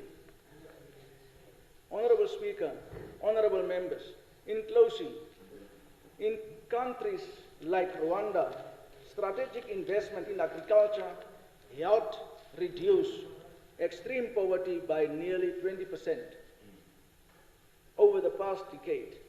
In Singapore, efficient public service has delivered affordable housing to over 90% of citizens. In Kenya, digital public platforms expanded financial inclusion to over 80% of adults. Honorable members, these are not abstract examples, but they demonstrate that when governments align budgets with measurable outcomes, people's lives transform. Yet, here at home, despite the 6.1 billion Namibian dollars for the administration sector and $53 billion on social sector, too many Namibians still queue for basic services. Farmers and the citizens at large continue to face food insecurity, and many youth remain unemployed. This is the test, this budget, and the government must still pass. I so submit, Honorable Speaker. Yes, Honorable Thomas. Thank you very much. Yeah, go ahead, Uta. Tukweni. Honorable Speaker, before I read my statement, I just want to put me on record that just listen. It's me who is talking, not you. Just listen. These things of party distinctive in a parliament, it must end. That flag. This flag, if it's not so, Honorable, you are out of order. You please proceed we with shall your bring statement. our party distinctive. No. Okay, thank you. Proceed with Let's your go ahead. statement. Yeah. Honorable Speaker, honorable member, permit me to express my view in this August House about the appropriation bill that the finance minister has tabled. Even though I must acknowledge the small increase that have little impact on our country's progress, I would like to voice my concern about the future and the urgence on humanitarian issues like unemployment and the poverty that are not given enough attention in this appropriation bill. Setting the initiative, the budget failed to adequately address this urgent need. Due to a lack of financing, social welfare is neglected at the disabilities level. For instance, orphans and old pensions allowance are frequently disregarded, and not everyone can afford education as we are speaking. Certainly, the promise of free education has given away to subsidy. Due to inadequate funding through the country. Land is also another thing, extremely expensive, and there is no subsidizing program under the land servicing. The legal system, which is deteriorated and favoring the wealthy only, make it difficult for the poor to survive. Honorable Speaker, other issues including the higher cost of water, which make it impossible for community without source of income to pay for basic utilities like energy, water in many towns and villages. Only the wealthy can afford water because municipality, town council are not adequately funded to manage or grant subsidy on the water bill. In many residents, water is frequently closed through the day and reopened at night while people are asleep. The case, therefore, is underfunding is the result here. Honorable Speaker, the non-absent of the separation of power is another thing again, making it difficult for the legislative and the judiciary to carry out their duty because of the executive heavily saddles on them. Additionally, Anti-Corruption Commissioner is the third problematic in our country, are likely toothless bulldog who cannot even bite. The affirmation issue are all the result of insufficient funding in our country. We created medical professionals in theater, teachers in classroom, nurses in hospital, police officers in police stations, the army for our territorial integrity, and correctional official for a criminal rehabilitation are all without a cap.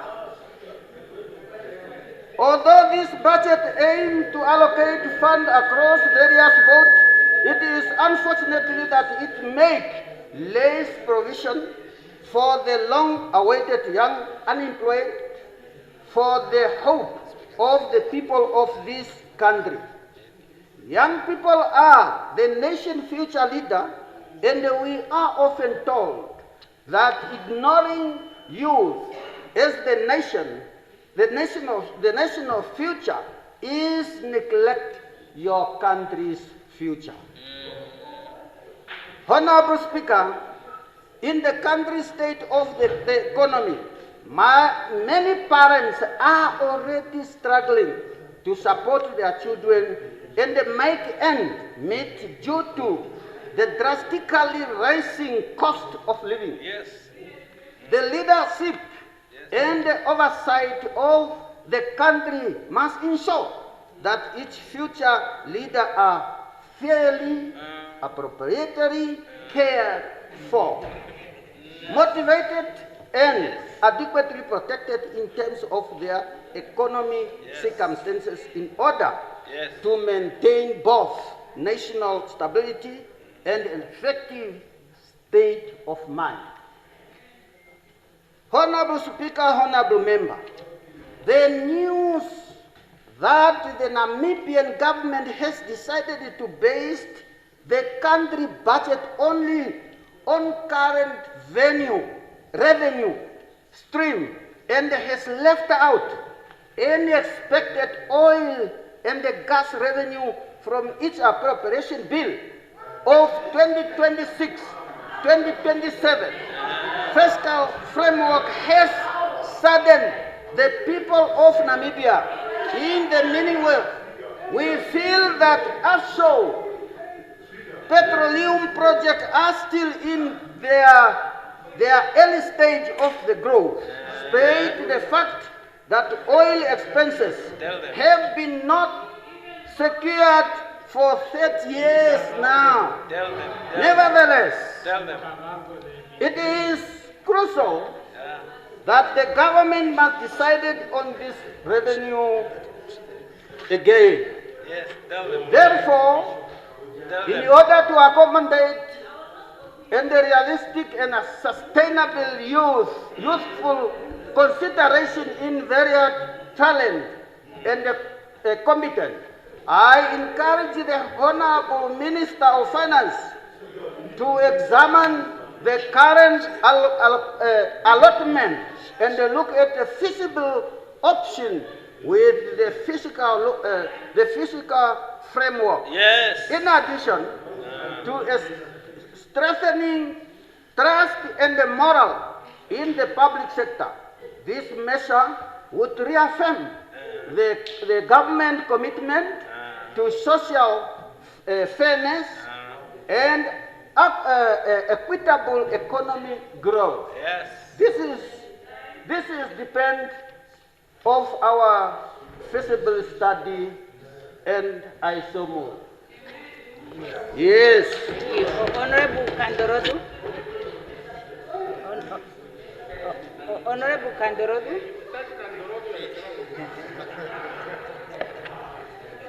Yeah, thank you so much, Speaker.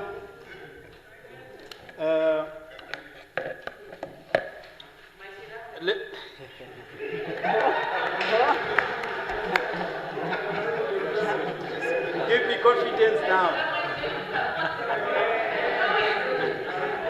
I feel like a man now. Yeah, no, thank you so much, Speaker. Let me congratulate the Minister of Finance for tabling this budget. Sometimes it's very important to identify people from the specific area. You showed that you have grown up within the Ministry of Finance, and you are an organic product of the ministry. And I congratulate you for that, not because that you have increases the salary of parliamentarian on the other side. So, but you did very well. Let me not dwell much on the debts, the balancing. I'm more interested in terms of the allocations. Did we balance the allocations to the regions? Are the regions still crying in terms of these municipalities have been given 50 million, the other one have been given 5 million, 3 million, whatsoever. This region is getting road upgradation, this one is not getting. The traditional trend in terms of allocations, that's the most important things that the budget needs to address, so that we can move away from a complaint corner where everyone will feel included within the budget. So the budget must minimize complaint from the citizen. Everyone must see, I will benefit. However, what can we do as citizens? Sometimes it's good to complain, you did not give me money, you did not construct school in my region, but where is the money? There's no money. We are operating on debts. 200 billion. It's a lot of money. What can we do to help her to collect more money to fund certain programs, certain projects? The hospitals that we want, the school, the education sector, the old age pension grants, all these. I can give you some classical example. We have the fishing industry. Where is NAMRA in terms of penetrating the fishing industry, identifying all the players, starting from the vessel owner, people that are exporting our fish to Spain, to China, DRC, wherever. Are they really paying tax? Are they really contributing to the treasury of this country? Do we have a robust system at NAMRA to visit offices of the vessel owners, to visit the factories? Are they paying what they are collecting from pay as you earn, or they are using it for lucrative purposes? Are we collecting that money from the fishing sectors? So if we can collect or maximize our collection within certain industries, then we can say, Minister, now you have enough, please finance our budget. The same with the mining sectors. The issue of 10% that we own in certain mines, up to 1%, as a country, the owner of the resources, do we really deserve that? Do we really deserve that? So the Ministry of Finance and the sister Ministry of Mines and Energy, they must talk to one another and find the equilibrium where they can meet and to identify the niche within the mining industry so that we can collect maximum of money. Because we are breaking about, we have diamonds, we have uranium, but we are not benefiting at all. The issue of, we have lithium. We put a moratorium on lithium. Well, fine, it's a moratorium so that our lithium cannot be exported elsewhere. What happened after the moratorium?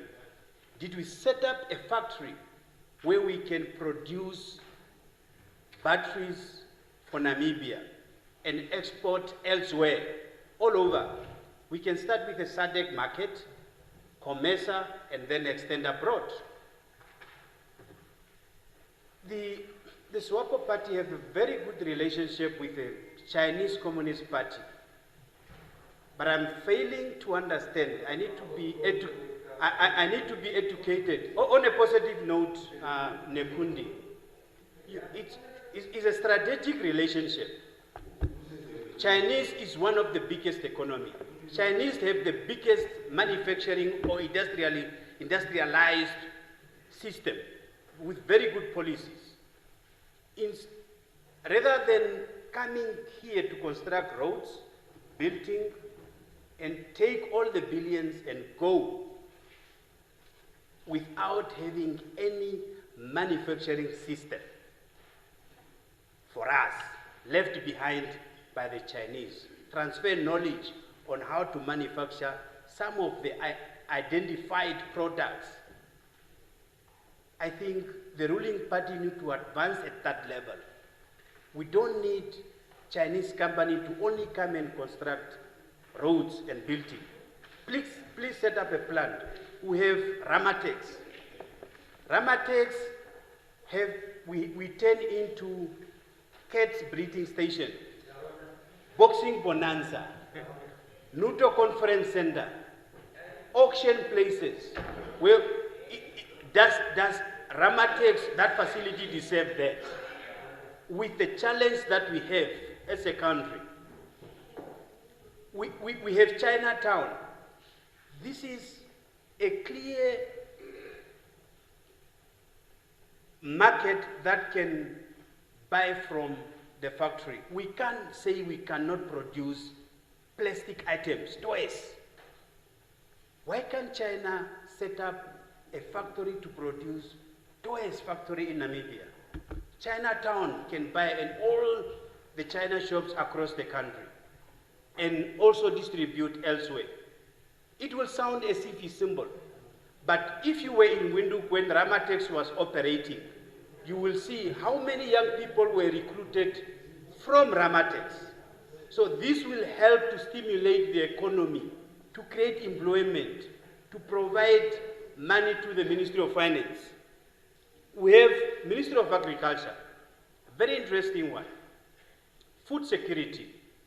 What did we provide for them to be responsive to the budget. Nekundi, let me give you a very classical example. Honorable Nekundi, we are importing, cabbages 3.5 million, spinach 1.66 million. That's the money that we spent in South Africa.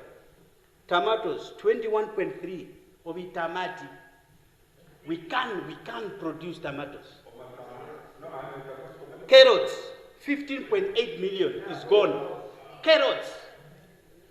Green garlic. The leader of the official opposition, Ims Nathinge, in parliament.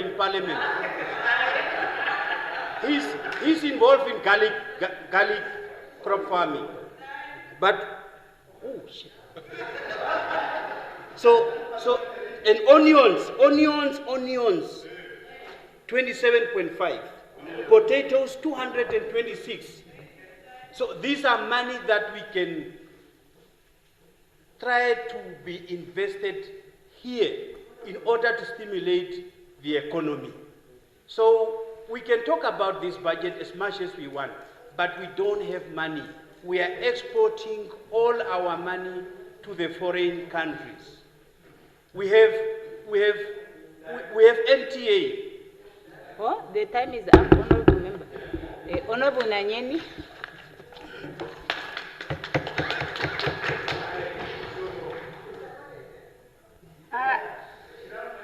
Thank you very much, Honorable Speaker. Honorable Speaker, Honorable Member.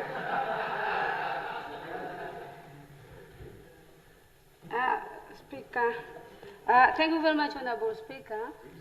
Honorable Speaker, Honorable Member, I would like to congratulate the Honorable Benani, please. Hold on. I would like to congratulate the Honorable Minister of Finance and her team, Honorable Eric Shafuda, on the tabling of the national budget for the year 2026-2027 financial year.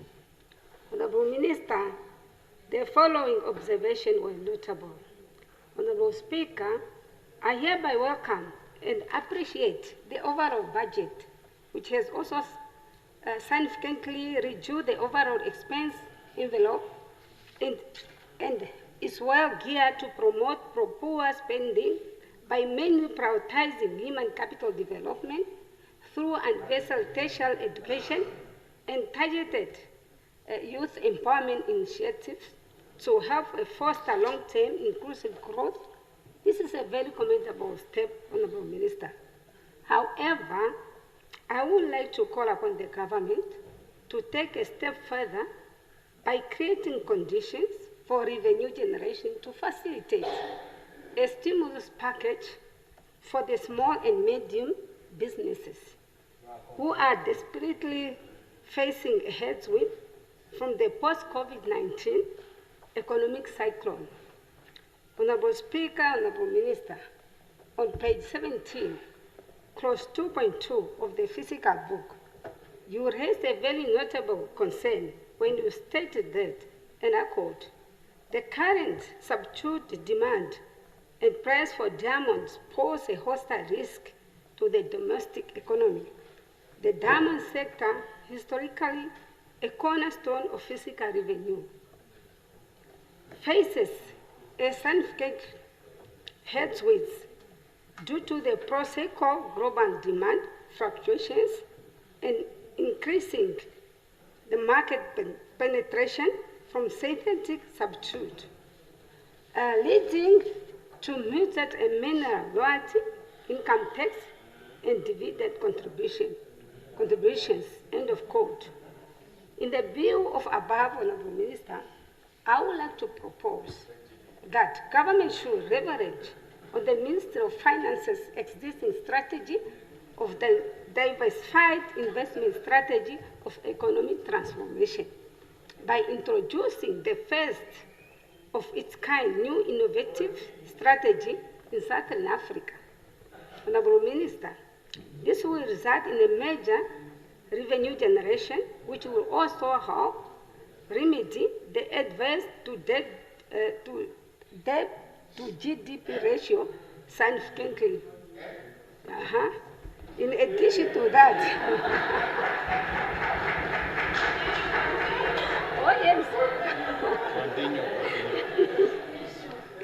in addition to that, to the introduction of a stimulus package for the small and medium sector.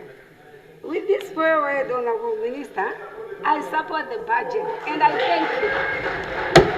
Thank you. Honorable Kutie. Yes, forward. Yes. Happy birthday, Honorable Member.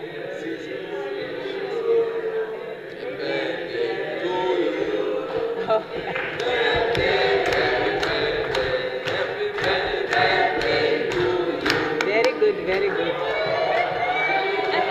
Okay. Thank you so much. Thank you, Honorables. Yes. Thank you so much. Honorable Speaker. My time, please. Yes, please. Let's now give him the Thank you, the floor to speak. Honorable members, Honorable Speaker, Honorable Member of Parliament, I rise to contribute to the appropriation bill tabled by the Honorable Minister of Finance. I commend the Honorable Minister and her team for presenting a budget under complex global and domestic economic conditions. This appropriation bill reflects the commitments of the government of the Republic of Namibia under the leadership of Her Excellency Netumbo Nandi-Ndaitwah to steer our country on a path of stability, growth and inclusive development. Honorable Speaker, this budget is not merely about numbers and allocations. It is about the lives of our people, the young graduates searching for opportunity, the elderly citizens who rely on social support, and the communities that look to the government for development and hope. Youth unemployment remains one of the most pressing challenges facing Namibia today. Our young people are educated, energetic, and ambitious, yet many still struggle to access meaningful opportunities in the labor market. It is therefore critical that this budget continues to strengthen skills development, innovations, entrepreneurship, and youth empowerment. Central to this effort must be the transformation of technical and vocational education and training. TVET is not a second-class pathway. It is a strategic national investment by equipping young Namibians with practical, industry-relevant skills. We create a generation that does not merely seek employment, but drives it.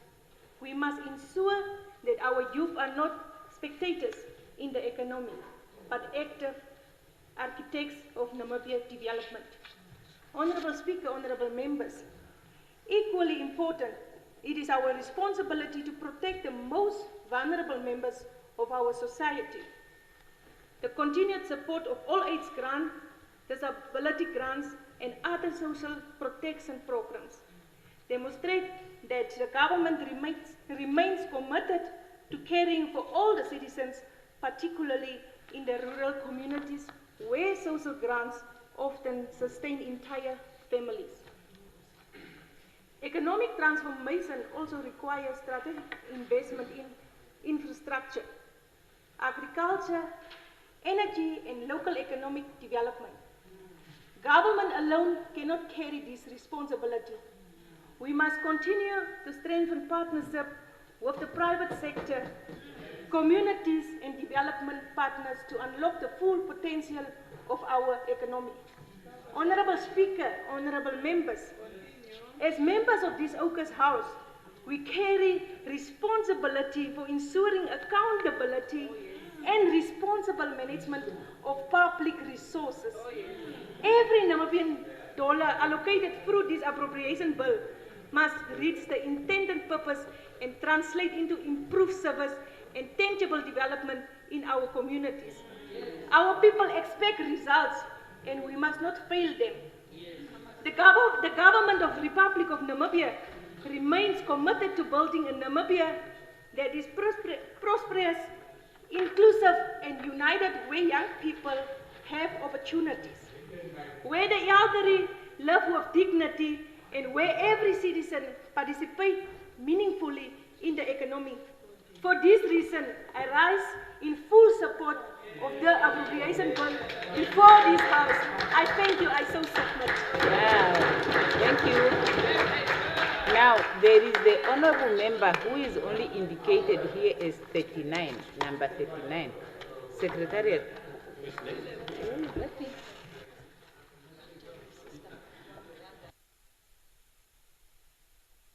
Okay, Honorable Kande. Thank you very much, Madam Speaker. I rise to contribute to Bill 1 of 2026 Appropriation Bill and equally join honorable members of this august House in appreciating the work carried by the Honorable Minister of Finance and his team. At the same time, I would like also to appreciate the Minister's effort, which ensured that the Budget Committee was part of this budget process. And I encourage other sectors to include committees that are attached to such oversight. Honorable Speaker, I'll equally feel in my duty if this morning, what I witnessed this afternoon, the spirit and the morale that Honorable Venani gave us in terms of addressing the issue of national concern, the budget in particular. And if you all move that direction, we will always save this country and emerge prosperous. Equally so, with Honorable Kandarozu, your contribution this afternoon were valid. Thank you, Mayor. Honorable Minister, allow me to have a few observations during the second reading of the appropriation bill. And one of the issues that I want to raise this afternoon is the 2024 Cabinet decision that dealt with the equalization of market price of livestock between the northern side and the southern side of the red line. The Cabinet took decisions, but this decision up to now yet were not yet implemented. And it brings a serious loss to the livelihood of 9 regions that are affected in the northern area. And mostly these unfair prices are being dictated by our own state-owned enterprise, MITCO. Honorable Speaker, the average price of a carcass at 220 kg around the southern line, it costs around about 13,200, whereas on the northern line, we are only able to catch 4,500. So there is a disparity of around 8,600 on the same kg of the carcass, just because of the boundary of the red line. Believe me, the purpose of this red line was to control the foot and mouth disease and also to protect our global market. But now it seems it has become the boundary to control the price between the north and the south. For example, in Zambezi region alone, we sell around 200,000 cattle to MITCO. And if you are at that disparity of 8,600 multiplied by 200,000 cattle, it's over 1.6 billion that the farmers are losing. And this is the livelihood of these 9 northern regions, because they are depending heavily on crop and cattle farming. So I just urge the minister that your predecessor is here, the designs were made and funds were set aside. to just ensure that the board of directors of our state-owned enterprise should not always ignore decisions that the cabinet takes, because it puts us into a dire situation. Furthermore, Honorable Minister, I want to touch on the issue of financial institutions that have categorized Namibian politicians as risk clients. I do not know where did they get it. We are now categorized as risk clients. At any time, they will close our accounts without notice. And most of the time, we are traveling outside the country. And give your ID apparently. I went directly to the CEO of one of the banks and find out why are we categorized, because thieves can come is from either this legislature, and the procurement is in the hand of the civil servants. So who are more exposed between us and the civil servants? So that categorization, Honorable Minister, it must be dealt with its immediate effects. It's completely unfair.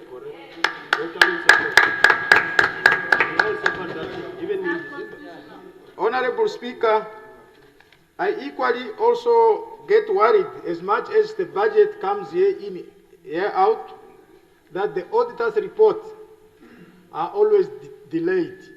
So we need maybe to find a way that these audited reports, some of them, they are outdated to as much as 6-7 years, more especially local authority and regional council. And this is where the mismanagement, and thank you to Honorable Sankwasa, who is trying to catch up to ensure that things are done properly. So maybe the audit reports must match with the budget in future so that we can do the balance and checks, especially at the oversight level through committees. I would equally join honorable members who emphasized the investment on education, that with the geopolitics that we are witnessing during our age, it's high time that maybe we need to relook as to how we address the issue of education, to realign them with the mineral resources and all what we have, Namibia as a country, especially in terms of industrialization. We have the lithium, we have uranium, we have fertile land and edible water across. As we are sitting now, Zambezi River stands at 6.05 from yesterday, and if there is anything above 7 meters, the whole town and the constituencies will be flooded. And rain still continues.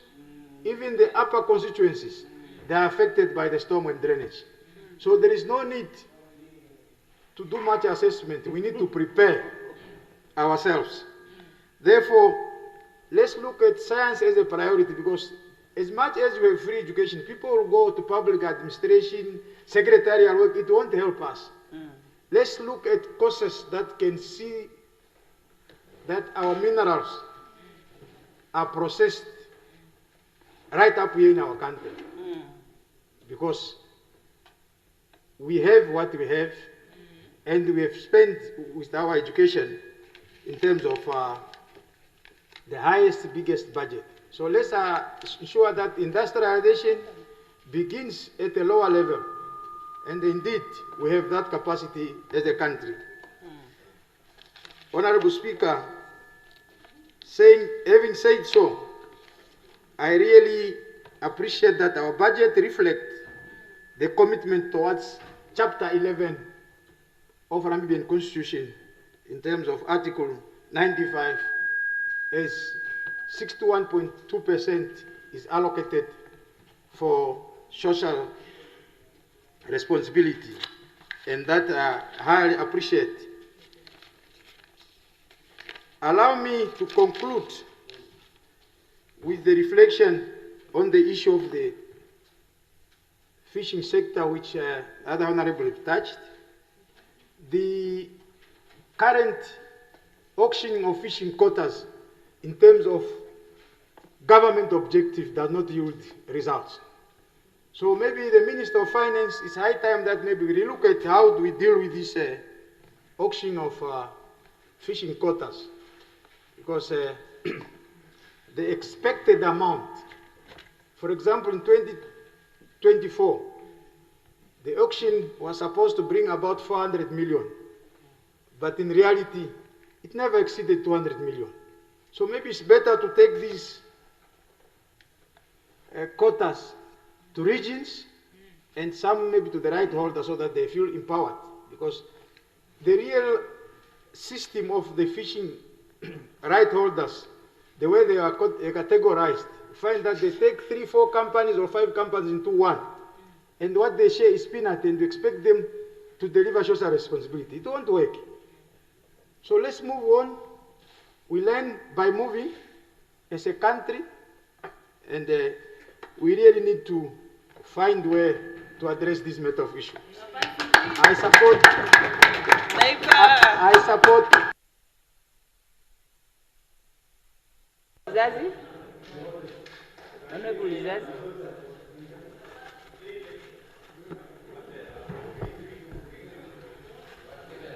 Thank you, Honorable Speaker.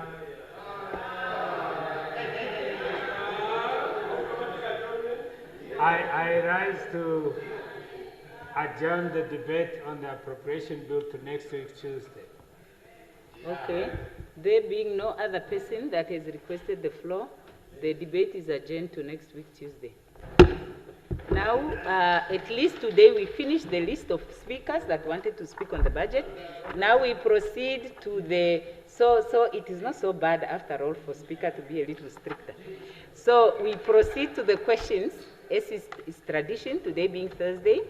And the first question today is question number 115 by Honorable Kangulu to the Minister of Defense and Veterans Affairs. Does Honorable Kangulu put the question? Yes, Honorable Minister of Defense and Veterans Affairs.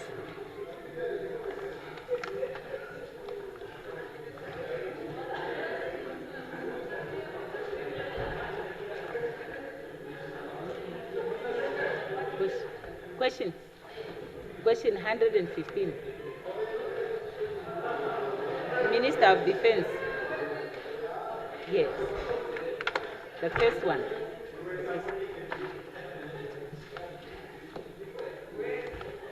Is the minister ready to answer the questions?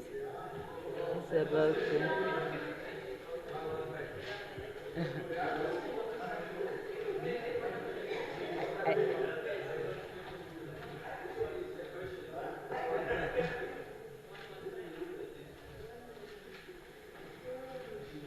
It concerns the pay scales of members of the Defense Force, the review of pay scales and rank structure of sergeant majors in the Namibian Defense Force.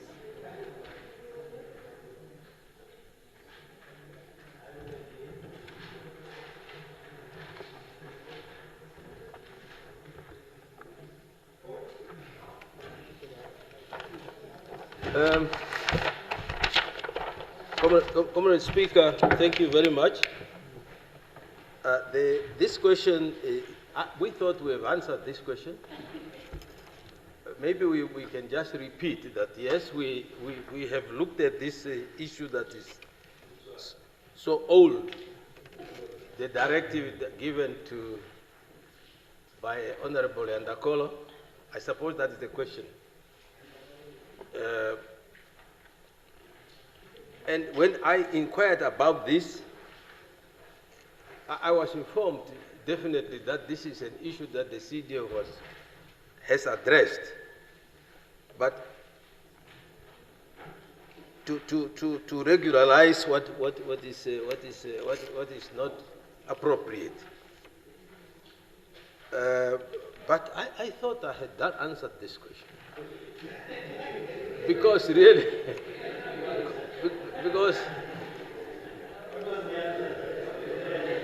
yeah, so,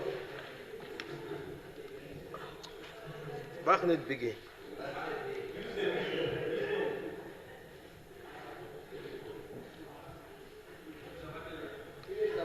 Yeah, no, the issue really is to regularize and to correct what is supposed to have been wrong. And I said, yes. You are asking whether there will be consequences, but I honestly don't know whether there were deliberate delays or there are systematic or system problems. So, but yes, the issue of ensuring that there are equalization or whatever, I think is being addressed. I think it's being addressed. But I have an answer that is written. It's only that I don't know where I was caught unprepared.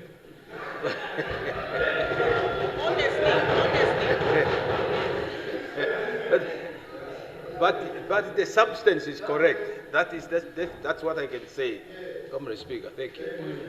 Okay.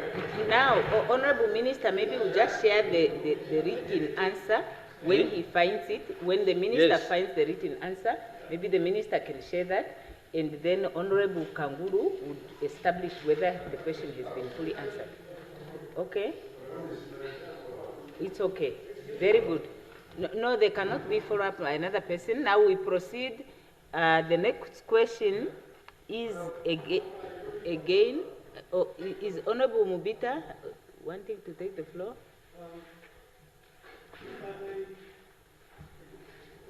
Last time around, Honorable Speaker, I spoke on this issue, that questions 115, 116, 239, and 267 on defense were all answered.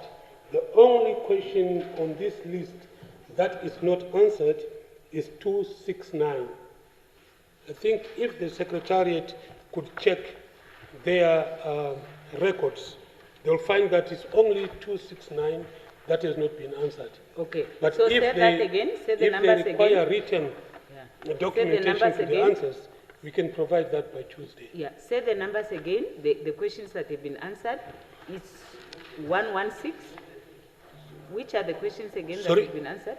No, I'm saying questions 115, 116, 239, 267. They were all answered. Okay. It's only 269 of Honorable Locato that's outstanding. Okay. Very good. So I will skip those when I come to them. Yes. Thank you. Thank you. Now, yes, Honorable Kanguru, yes. I appreciate the effort by the deputy, but I tend to disagree that the 116, 115 were responded to. They were never responded. Okay, so we will confirm that. The Secretariat would confirm that. Okay. Yes. So now we would have to skip 116 until we have confirmed with the Secretariat, and if they were answered, we will just make sure that the copy is available. Yeah.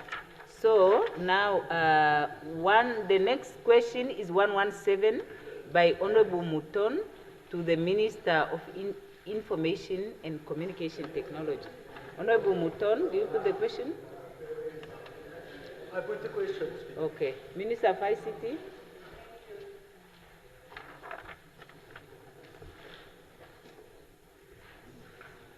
Thank you, Honorable Speaker. Thank you, Honorable Muton, for your questions around the NBC and its audited reports. You asked 3 questions addressing whether or not there is clear non-compliance of the Act, and have we addressed this issue?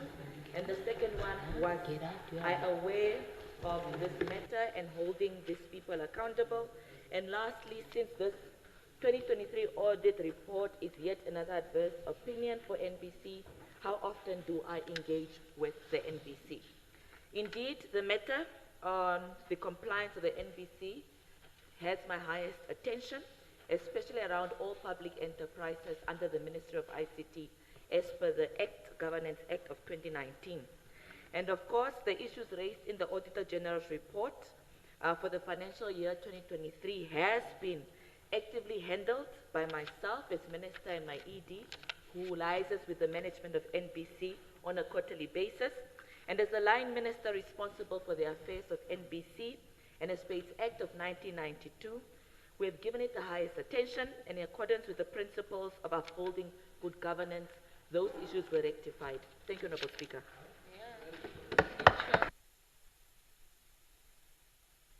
John?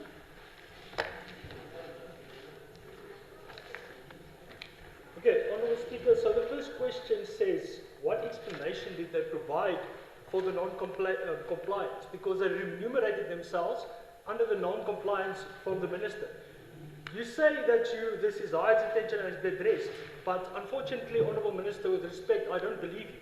Because if you look at the 2024 audit report, it clearly states that the year after 2023, after they remunerated themselves 750,000 above that. In the year 2024, they again remunerated themselves with 1.4 million the year after that. So if an institution can give themselves remuneration in a non-compliance of the Act, it creates a very bad precedent because they continue doing it. So if you said you addressed the matter, how is it possible that once again it happened in 2024, even with a higher amount? And what explanation did they provide for remunerating themselves without the Minister's consent? Thank you.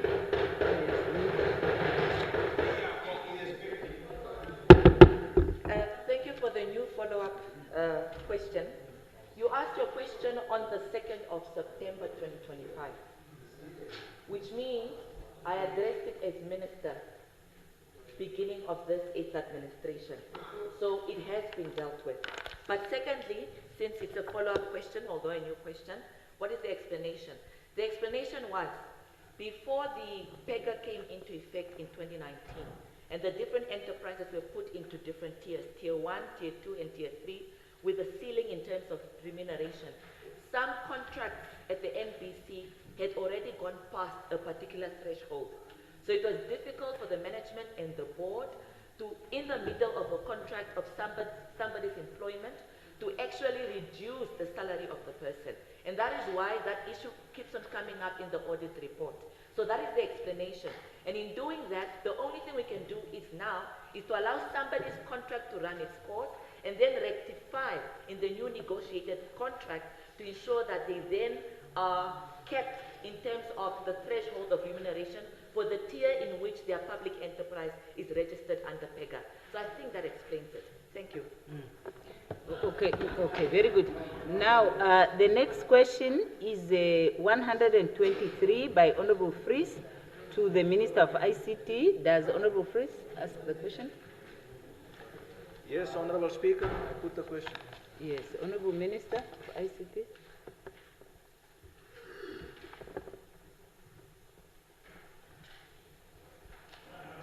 Thank you very much, Honorable Speaker, once again, and I'd like to thank the Honorable Fries who asked me the questions around MTC and Telecom Namibia, around the mandatory SIM card registration. I am trying not to read the question to try to save up on the time, and how that scammers are constantly now still stealing from citizens, although we had a very robust SIM card registration process. I'd like to give a bit of background here, Honorable Speaker, Honorable Members, that indeed the SIM card registration is a legal requirement in terms of Part 6 of Chapter 5 of our Communications Act of 2009. And we made sure that this was operationalized by Government Notice number 40 on the 15th of March 2021. And of course, during the registration process, MICT has been emphasizing the importance of registering SIM cards, and that the process is crucial for preventing phone-based fraud, identifying theft, and other criminal activities. Additionally, it aids in investigating crimes involving telecommunications devices and bolsters e-commerce and online trading. So the registration of SIM cards has multiple aims to try to make sure that we try to prevent fraud, and when fraud does happen, that we're able to trace the scammers. But evidently, the scamming continues to happen. And the issues that we're experiencing right now because of, a process that was undertaken to try to prevent fraud, the fraudsters, the scammers, the thieves are becoming smarter as much as we are trying to protect citizens. So right now we are dealing with a security situation, not only in Namibia but the world over, where we have people using SIM card swap fraud. So people are literally cloning the chip that is on your SIM card. We don't know how these devices get into the country and what means they come into the country, but they are here, much as how other criminal activities happen. No matter how many safeguards you put on your house, you put burglar bars, you put an alarm system, you put an electric fence, but somebody will still attempt to rob your home. And that's exactly what we're experiencing, although we have registered SIMs. Another thing that's happening is that individuals are sadly using the personal information of citizens that are not taking care of their personal data properly. So these copies we are making of our IDs, sending somebody to go do something with your ID card, you giving your CV application to somebody to go throw in a CV with all your documentation attached, from your driver's license to your ID to so many other personal information that you should only have access to.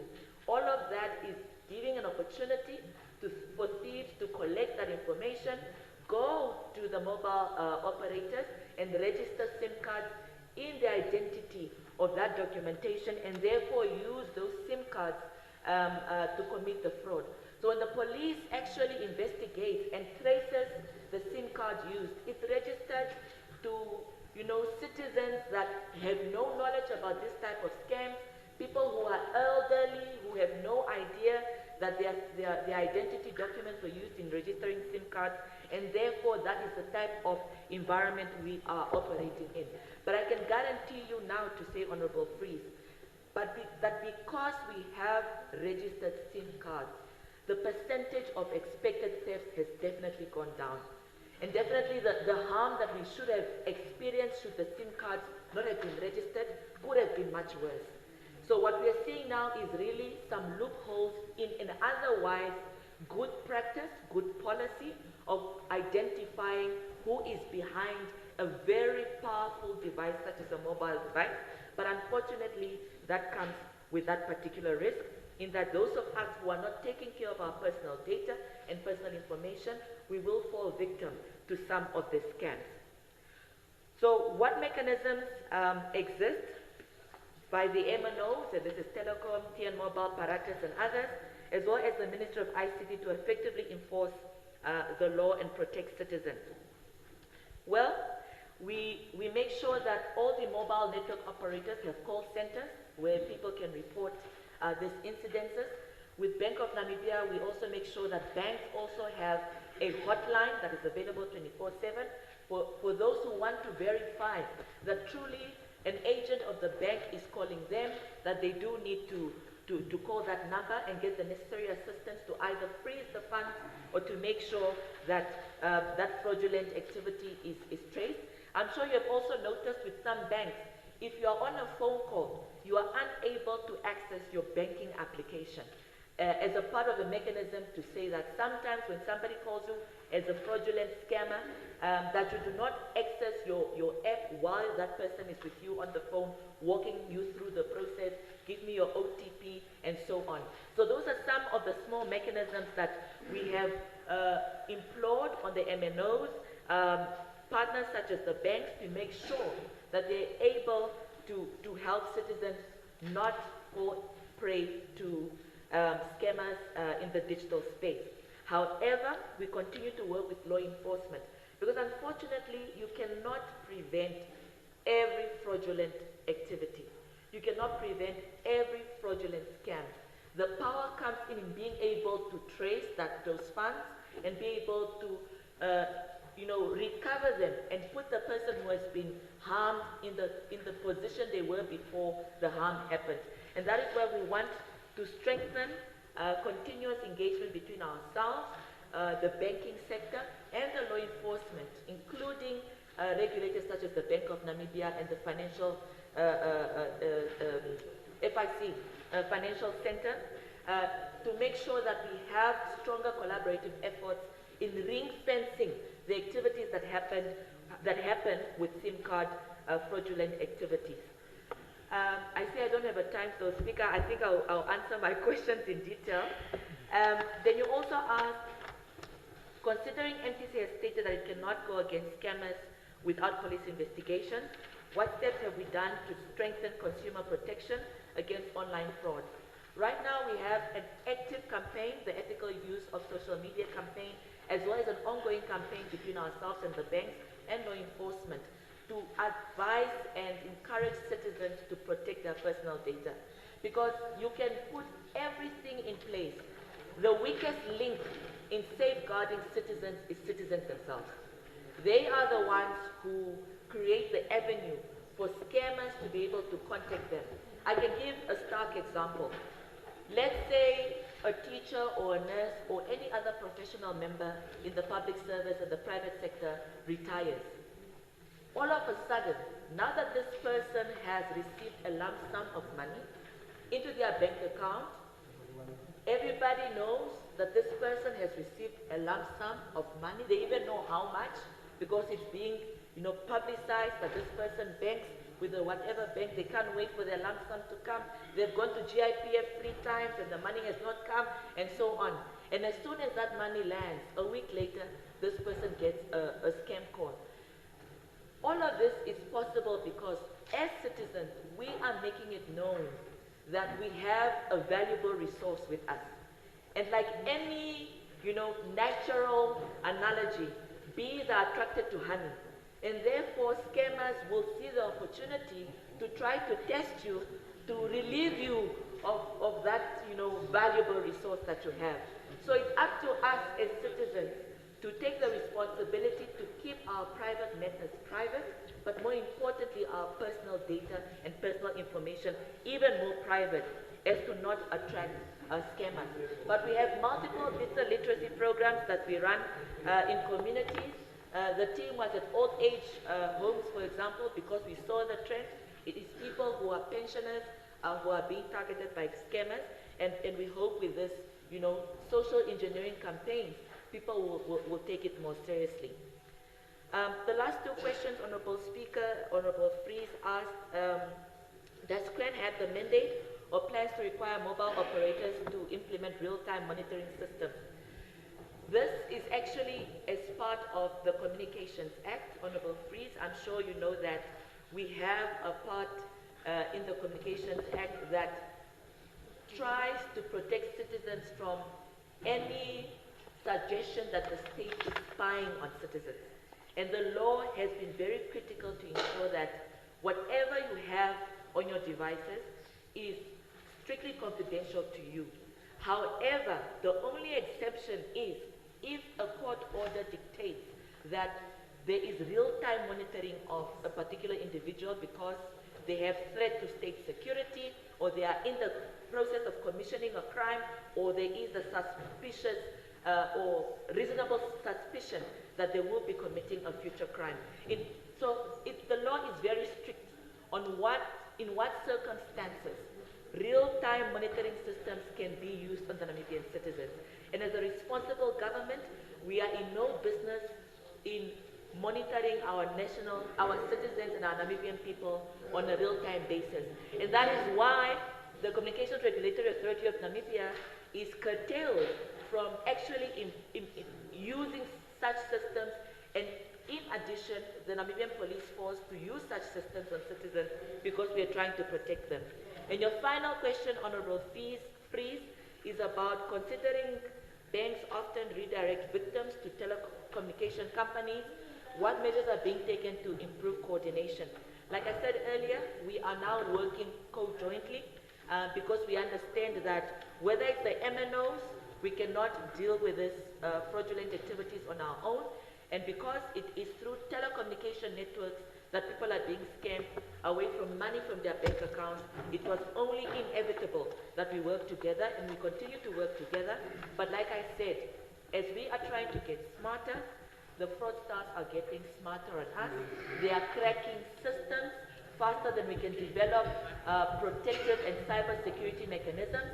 but with the citizens' support and efforts, we know that as citizens protect their own data and keep their personal information to themselves, we can ensure that citizens are protected from scams. Thank you. The House now rises on automatic adjournment until next week, Tuesday at 14 hours 30.